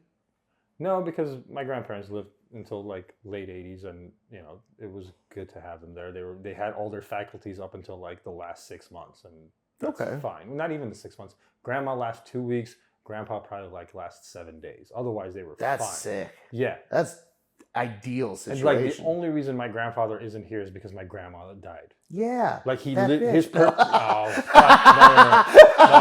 My grandma was Look the what she greatest did lady to in the him. world. She No. killed him. No, my grandma. In a week. They were together since they were 11 years old. It's so insane how often that happens with couples that have been together that long. Also, since 11's bonkers. Yeah.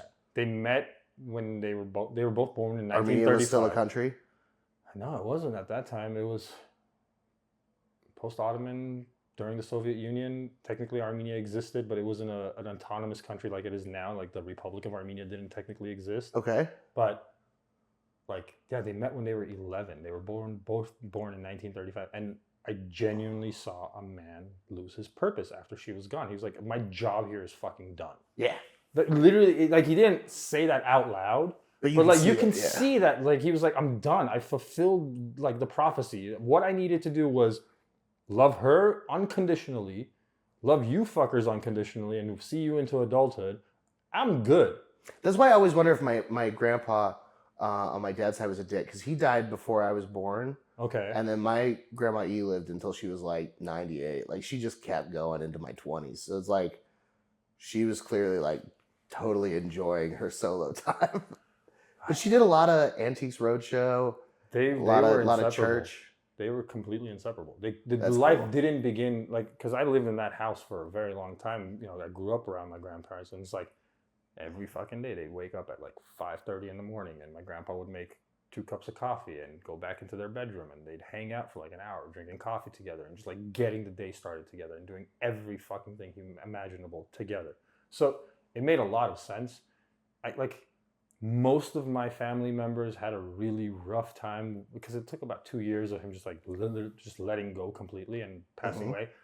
I knew the day she died, I was like, he's done. Yeah. I could see the man's soul escape his body. There was a person there, mental faculty, everything was there, but like the soul of the human was no longer. It's just and it was heartbreak. a When you see like someone's thing. actual heartbreak, it's just like. It was a frightening thing to see. Like you can actually see the soul leave a human's body without the body dying first. And you're like, oh, fuck. But at the other side of it, I was like, well, you had 77 years of love with the person that you were in love with. And you got to cherish the good, the bad, the ugly, everything, multiple continents of life and all this other shit. And I was like, none of us are ever going to have what you had. It's too fucking late. I didn't meet my sweetheart at 11. Yeah, it's screwed. No chance. We're Does probably. your wife hate that? Is she mad? No. Is she jealous? No, she's not. She's not. Oh, that's good. Because, you know, our love is our version of Did love. you have a girlfriend at 11?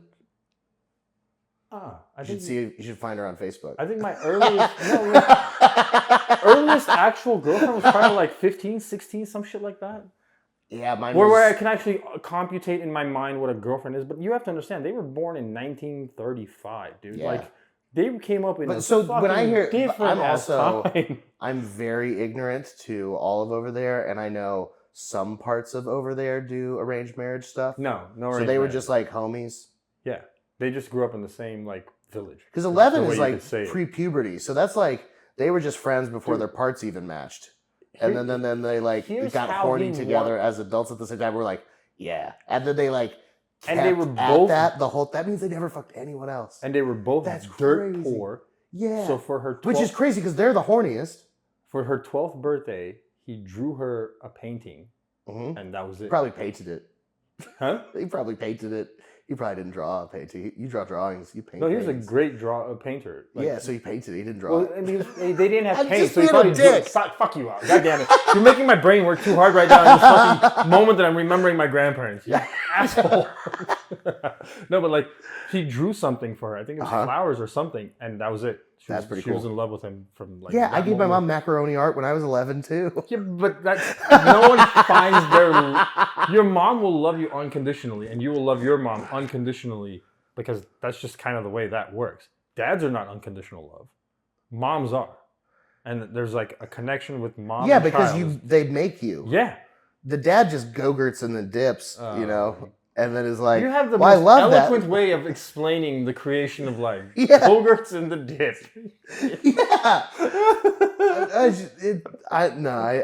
I understand. No, like none of us are gonna have that type of love. Obviously, it's just, but like you will have whatever. Yeah, but they didn't have Instagram to distract them. This is very true. There wasn't like some bouncy Brazilian ass or tits. Dude, you know what makes me so fucking mad is how did we get into a world where there's so many hot ass women? How did this happen? The world rules. It's super cool. But here's so I genuinely do not enjoy like I enjoy like when I see hot boobs, butt, whatever on Instagram, whatever, it's like that's cool. But I really don't yearn for that. When I was a young man, when I was 16, 18, 21, you did, right? I loved that. Well, I love boobs and butts and all that stuff. It's a little different now. But now it's like, I've made a point, I don't follow any thoughts on Instagram. Like all the people I follow are people I know and shit, like, or like restaurants or like accounts. And I follow meme pages and funny stuff and cringe. I follow Jordan. And then like every now and then a page that I enjoy or is cute cat videos or something like that. Puts I'll open up Instagram, Instagram like, nope. And it's just some girl with a string thong, not even covering holes, and it's just shoving her pussy and butthole at the screen.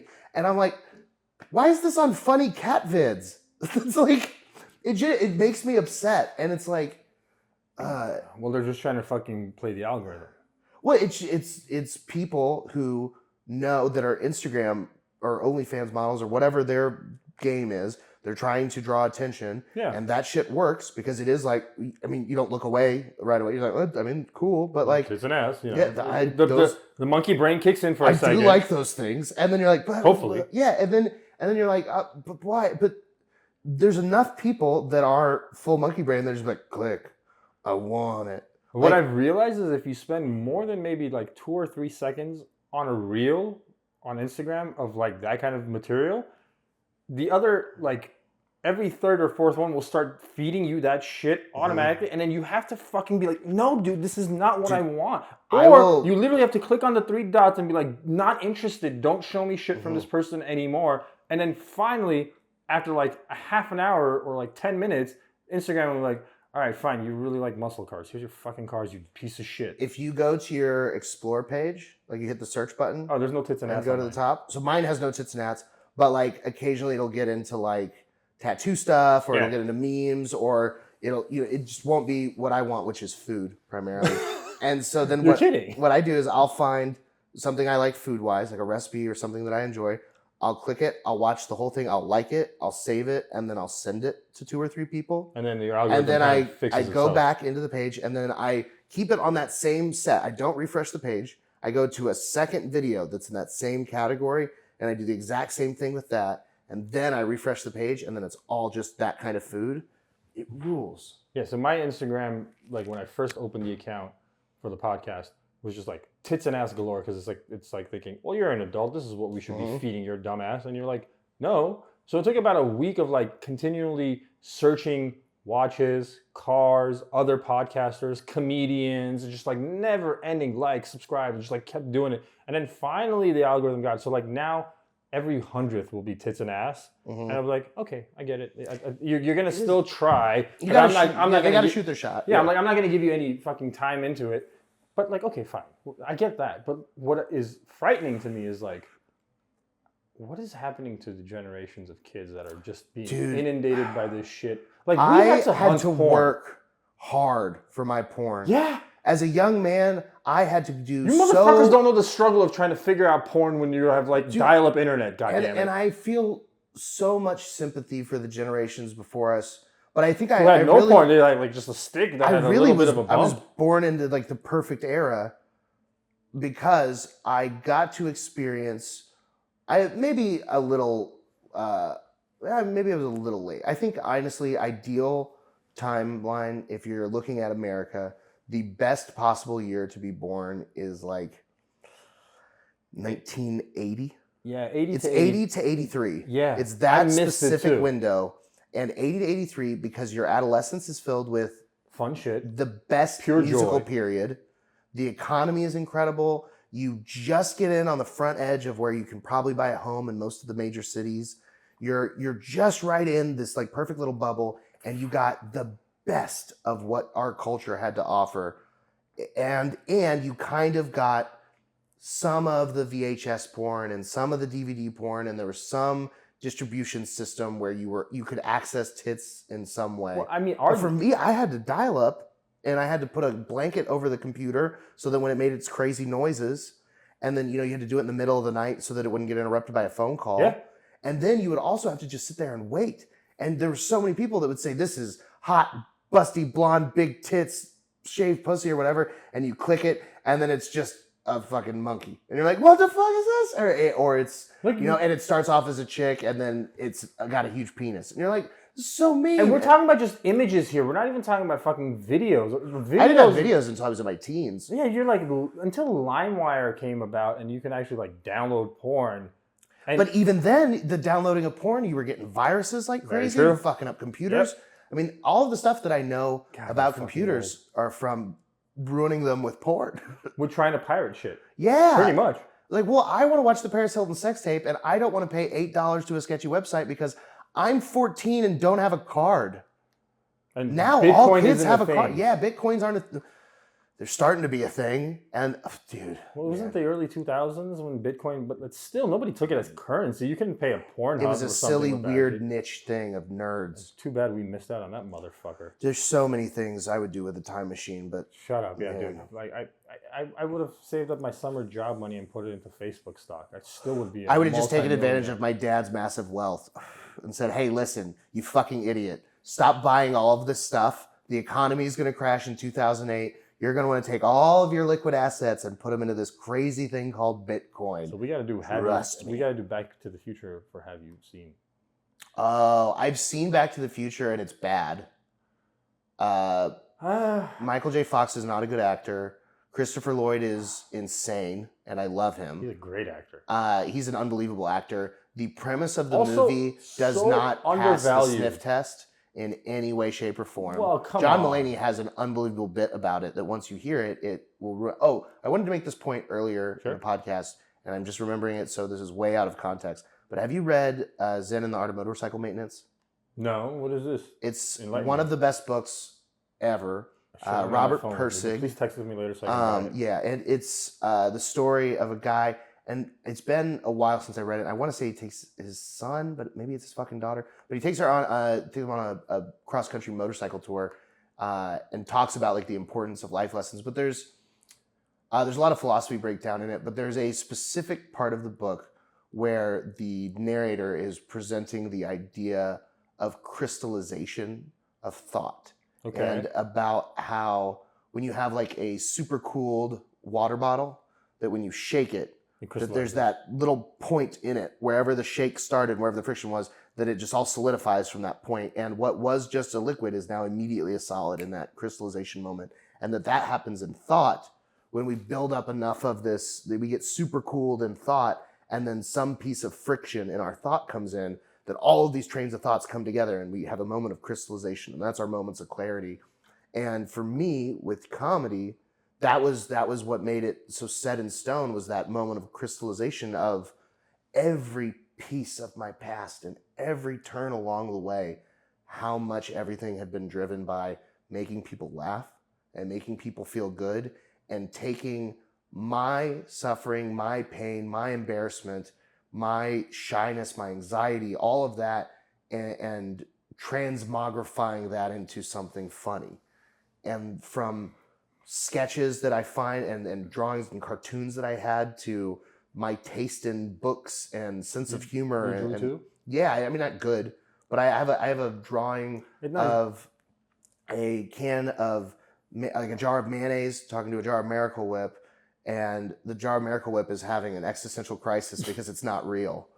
And the jar of mayonnaise is making fun of him for this. And I was like 8, you know, it's like, it's funny, you know, juvenile shit like that. But then like, I'm just always curious with, like, not to cut you off, but like comedians or anybody in the arts, it's never just one.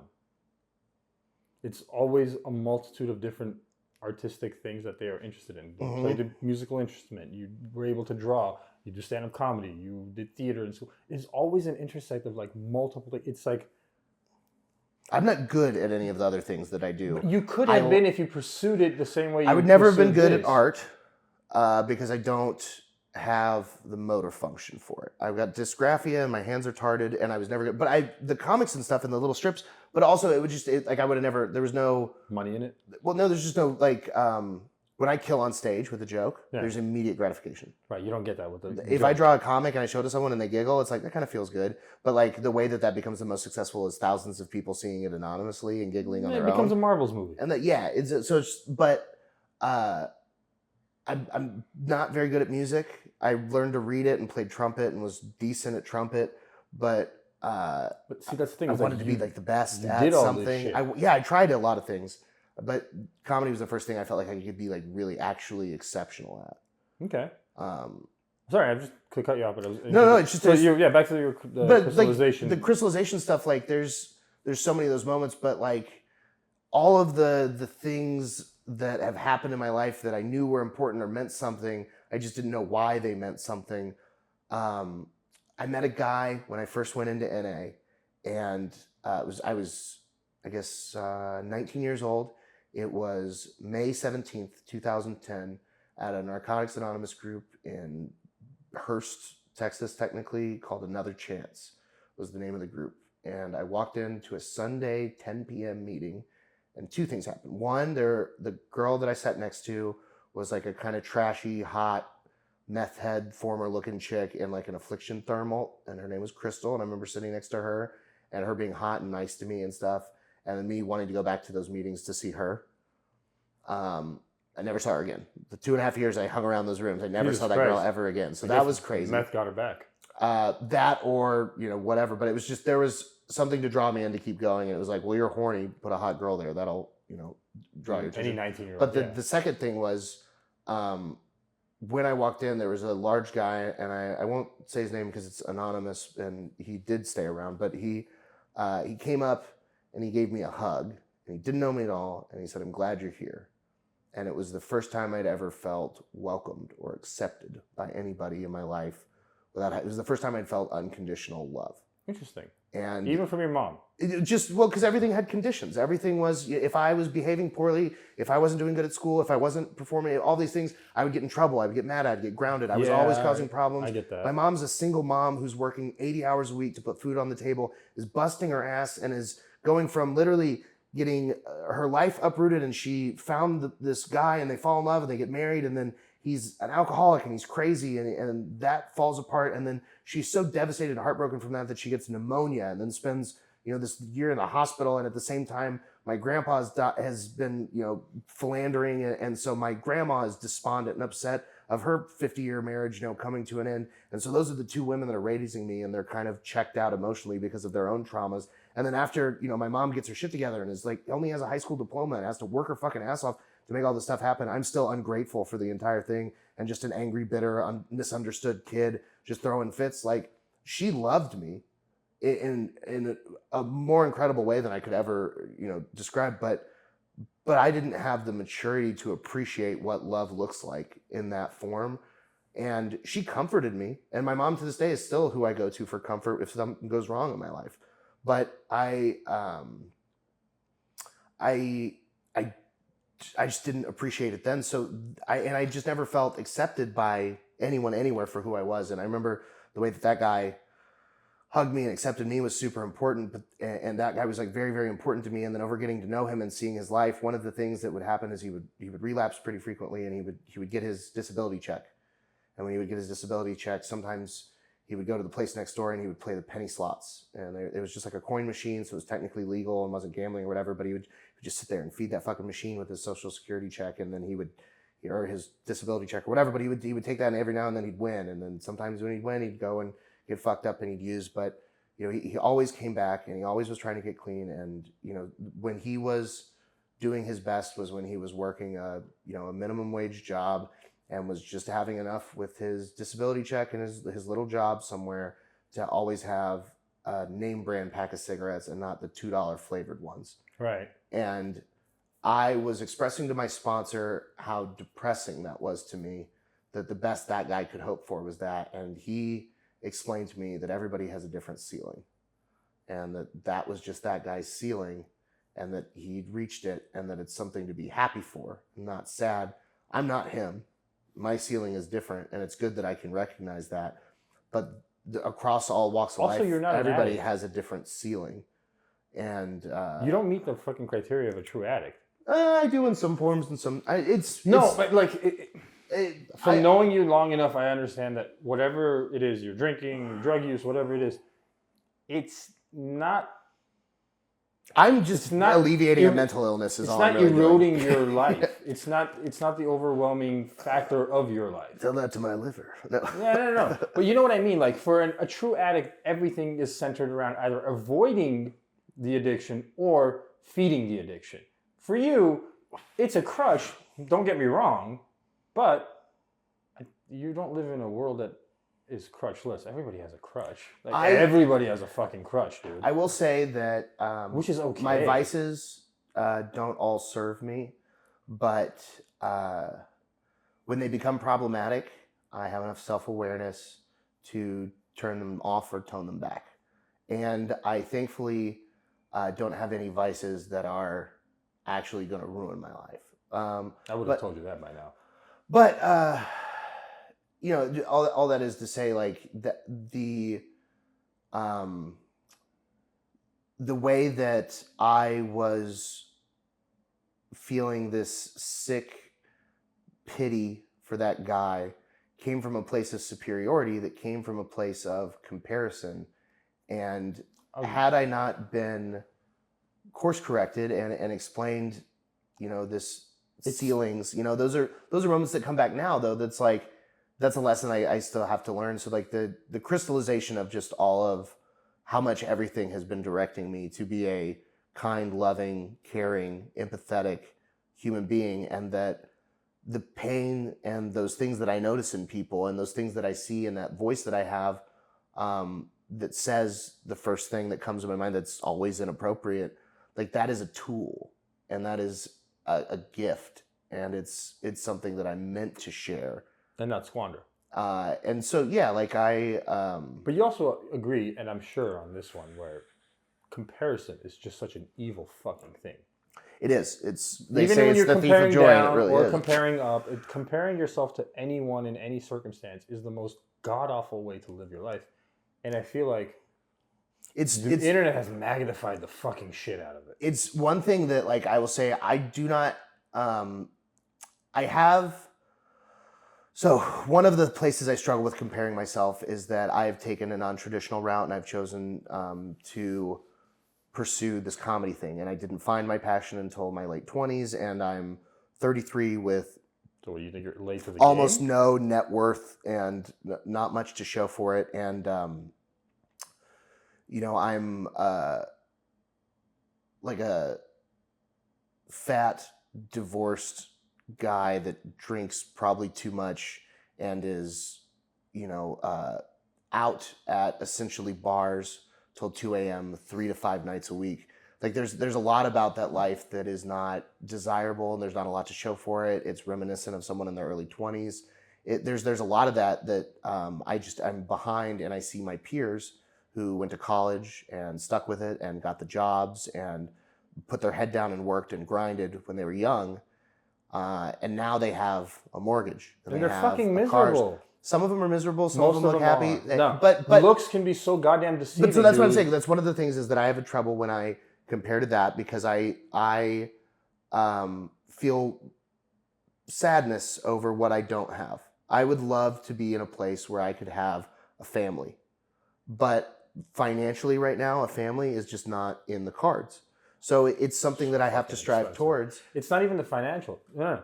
You take the financial out of it. The time aspect of it even. It's the way your life is structured is very, like, it's not conducive to a healthy family. Correct. So that's one of the things. So that's the comparison that can eat me alive. And then the other one that is, as a comedian, there's only 52 weeks in a year, right, which means there's only 52 Saturdays, maybe 53, depending on how the calendar falls.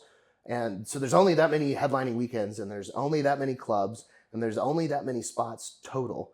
And every time that you are not on a show, there is someone else that is on that show.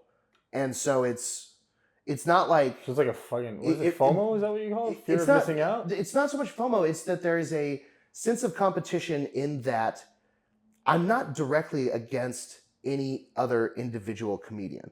I'm not competing with Darian Irwin or Eli Halpern or Lucas McCrary or Bianca Parado. I'm not competing. All really funny people, by the way. All very funny people. But I'm not competing directly with any of these people. I'm competing with all of them. I'm competing with any of them being more desirable than me on a lineup for comedy purposes, for ticket sales purposes, for appearance purposes, whatever possible thing that is the draw. Is it good to show that they have this kind of comic at their club? Is it good to show that they have this kind of comic represented in their lineup? Is it good to show that this kind of comic sells a lot of tickets? Is it good to show that they have people that are absolute killers that don't sell a lot of tickets? What is the desire for that comic from the bookers? And then what does comedy as a whole want? What do the people want?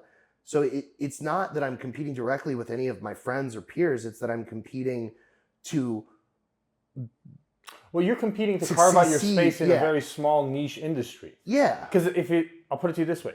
If you had gone out and become a CPA, you're not competing with all the fucking CPAs in the world, because there's a humongous market that needs CPAs. Mm-hmm. You can be a very, very fucking wealthy CPA, or at least doing really well, never knowing another fucking CPA that could be down to helping you, because, like, it just doesn't work that way. You know what I mean? Like, same thing kind of goes with physicians. Like, like, very, very few doctors are actually ever competing against each other, but those are like the insane ones that want to be neurosurgeons or on the cutting edge innovators in like cardiothoracic surgery or some random shit like that. But those people are also the outliers of that broader group. You are not in a broad group whatsoever. It's a very tight niche community of people. Like, I don't know if Rogan's right about the number of like 1,000 comedians worldwide. There's 2,000. I don't think he's wrong as far as like working actual professional worthwhile good comedians. There might be 1,000. Maybe 10,000 worldwide. There's 10,000 probably total comedian type people. But that's like what 0.000000. I don't know how many fucking point zeros I got to go through until I get to the world population where you guys actually reflect. It's an extremely minuscule number. There's a lot more working actors and musicians than there are comedians, if you think about it. And I mean, even within that, I can't think about it. It makes me so sad. Fuck that shit. Because I think the better way of looking at it is like, okay, there is this thing that exists, and it is the comedy scene, and it's an ever-growing one. And I don't think you should be competing with them or trying to carve out your space. You should just be competing with like the version of you from yesterday. That is the antidote. This isn't philosophical in any way. It's like I think it's the only way you get better is like by just you're constantly trying to fuck over you from yesterday. I sent you an article earlier today. And I haven't had a chance to read it. Because you were driving, but please. And then I came here and I was working. I know, Doug Stanhope is one of the funniest motherfuckers alive, and I will read the Comedy Gazelle's article on it. Yes, you guys should go read it too, comedygazelle.com. It's an interview with Doug Stanhope.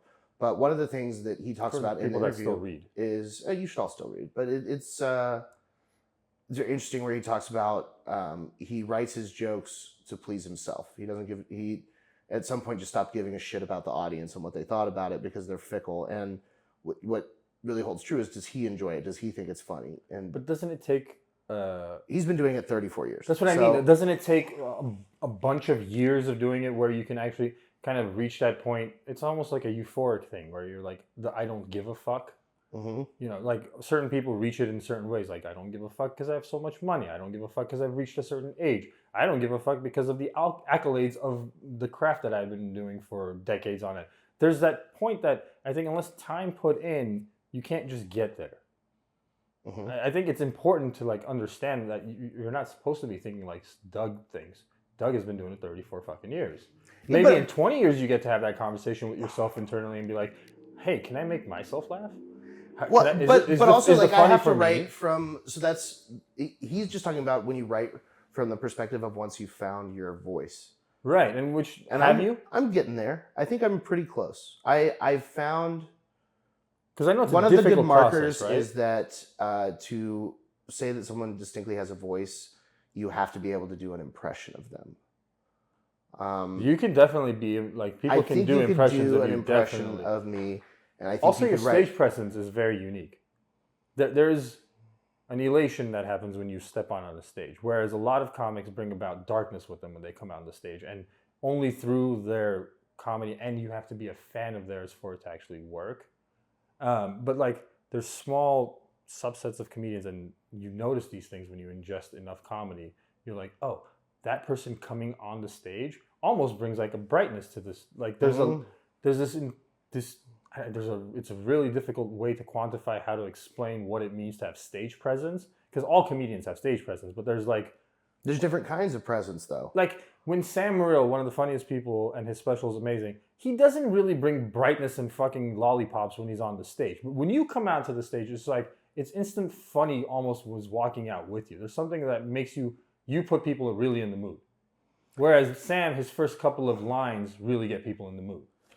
I'm not trying to like downplay him or upplay you in any way. It's just like different. Yeah, very different. Forms. Yeah, he's doing something very different. I would describe his comedy as sardonic, where elaborate on that. It's sarcastic, it's punchy, it's taking a pessimistic and bitter view of things and applying them to a normal understanding. Like, instead of looking at the TSA as a necessary part of travel, he would break down how unnecessary it is, what's wrong with it, why it's stupid, why it's a problem, why it's a waste of time. Yeah, like that would be the take. It's sophisticated and multi-layered, and like it kind of hits different. But your comedy does that. My comedy is more of, can you believe this happened? Right. This happened to me. What? And it's all just. But it's finding your truth style, is stranger than fiction, and that by living life in a specific way, I've cultivated stories worth telling. And I'm a cautionary tale, and I'm a convivial joy. That's what I'm trying to express on stage. But so in another life, you could have been a pirate. I would have loved to have been a pirate, except for all the rape.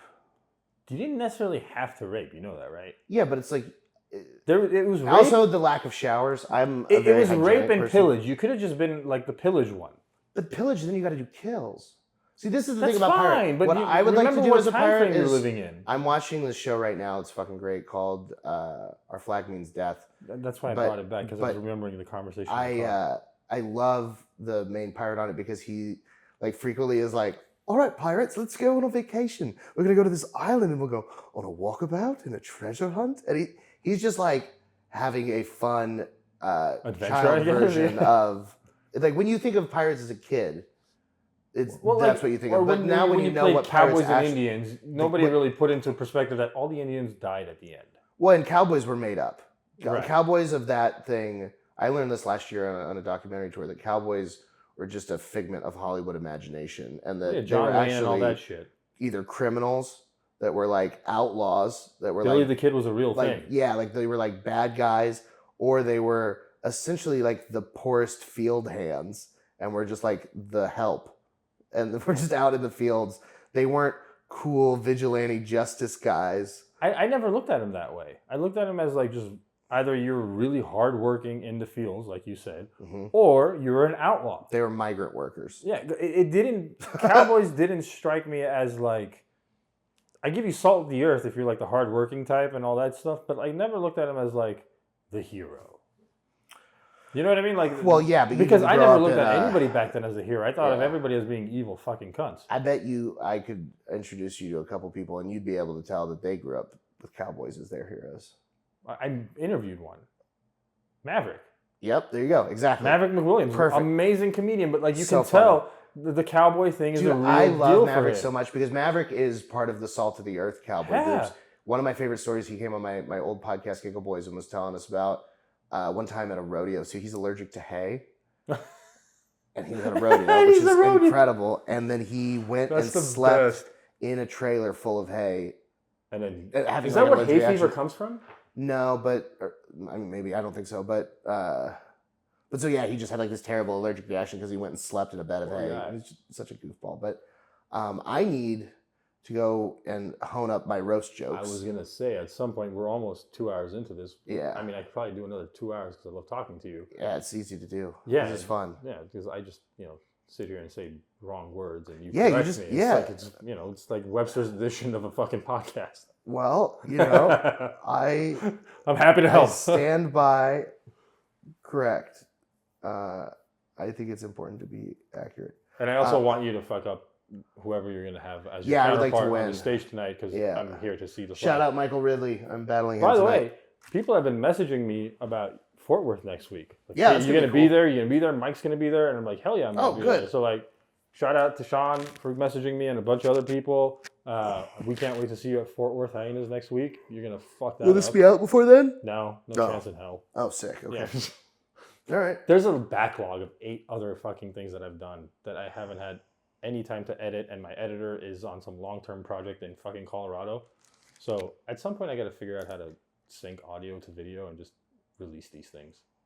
Because you heard it here, folks. Because it's like this is episode 9 of my podcast that hasn't come out yet. Yeah, you got to do that. Yeah, dude. Like, I like banking it, but like this is too much banking. It's like 2 months worth of fucking podcast at this point. And are you still putting out anything right now? No. Yeah. So then the last one I put out was Maverick. And that was a month and a half ago. Yeah. So then all your momentum's gone. I never had momentum to begin with. Yeah. It's not like it was You have to do just consistent. I was doing like in this double digits of listeners, so it was like 30 to 40 people max. Well, both of you listening right now, thank you. If that, yeah. For some reason, 68% come from Apple Podcasts, so thank you to all the iPhone users in the world for listening to my podcast. Yeah, Android, what the fuck are you doing?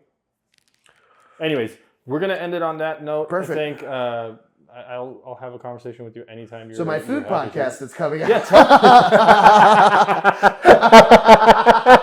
I can eat, right? Yeah, I can eat. All right, hold on. Actually, tell people what the premise is. If you got like a 30-second kind of like elevator pitch so people know what it is. So Andy Malfarina is a very funny comedian who just moved here from New Jersey and is friends with all the Philly crew. He has a really great podcast called Panties in the Mouth.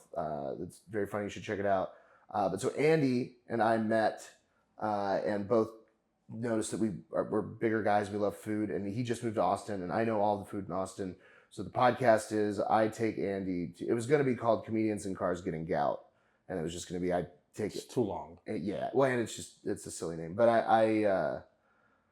you're going to take Andy to restaurants Gout around Fest would have been Austin funny. and show him. So we filmed our first episode. And we did a bang bang at two of my favorite restaurants here in Austin, and So how long are the episodes supposed to be?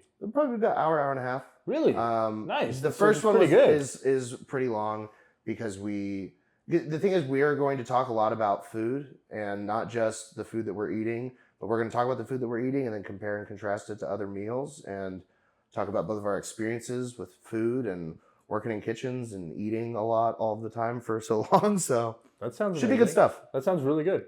So any time frame of when your first episode's going to drop, or are you trying to bang? Hey, it'll be out before this is out. Probably. So yeah. So like, if you hear his podcast on, I Can Eat, remember he talked about it like you can go back to the future. Yeah. You can literally do that by and listening then you can to watch this. Have You Seen It and check out When we figure out those podcasts that we also are doing. Yeah, so that one's gonna be fun. We do movie reviews and we try to bring some, I bring the serious, he brings a lot of funny, and then at any corner that I say this is good and he says no, you're wrong, and at some point I have to agree with him. But Rocky's still one of the best movies ever. It just is. It's so fucking good. All right, well, we're gonna call it on that one. Thank you, farewell. Mike, again. I appreciate it. You can find Mike Eaton on Instagram and on all social medias at Mike is Eaton. That's me.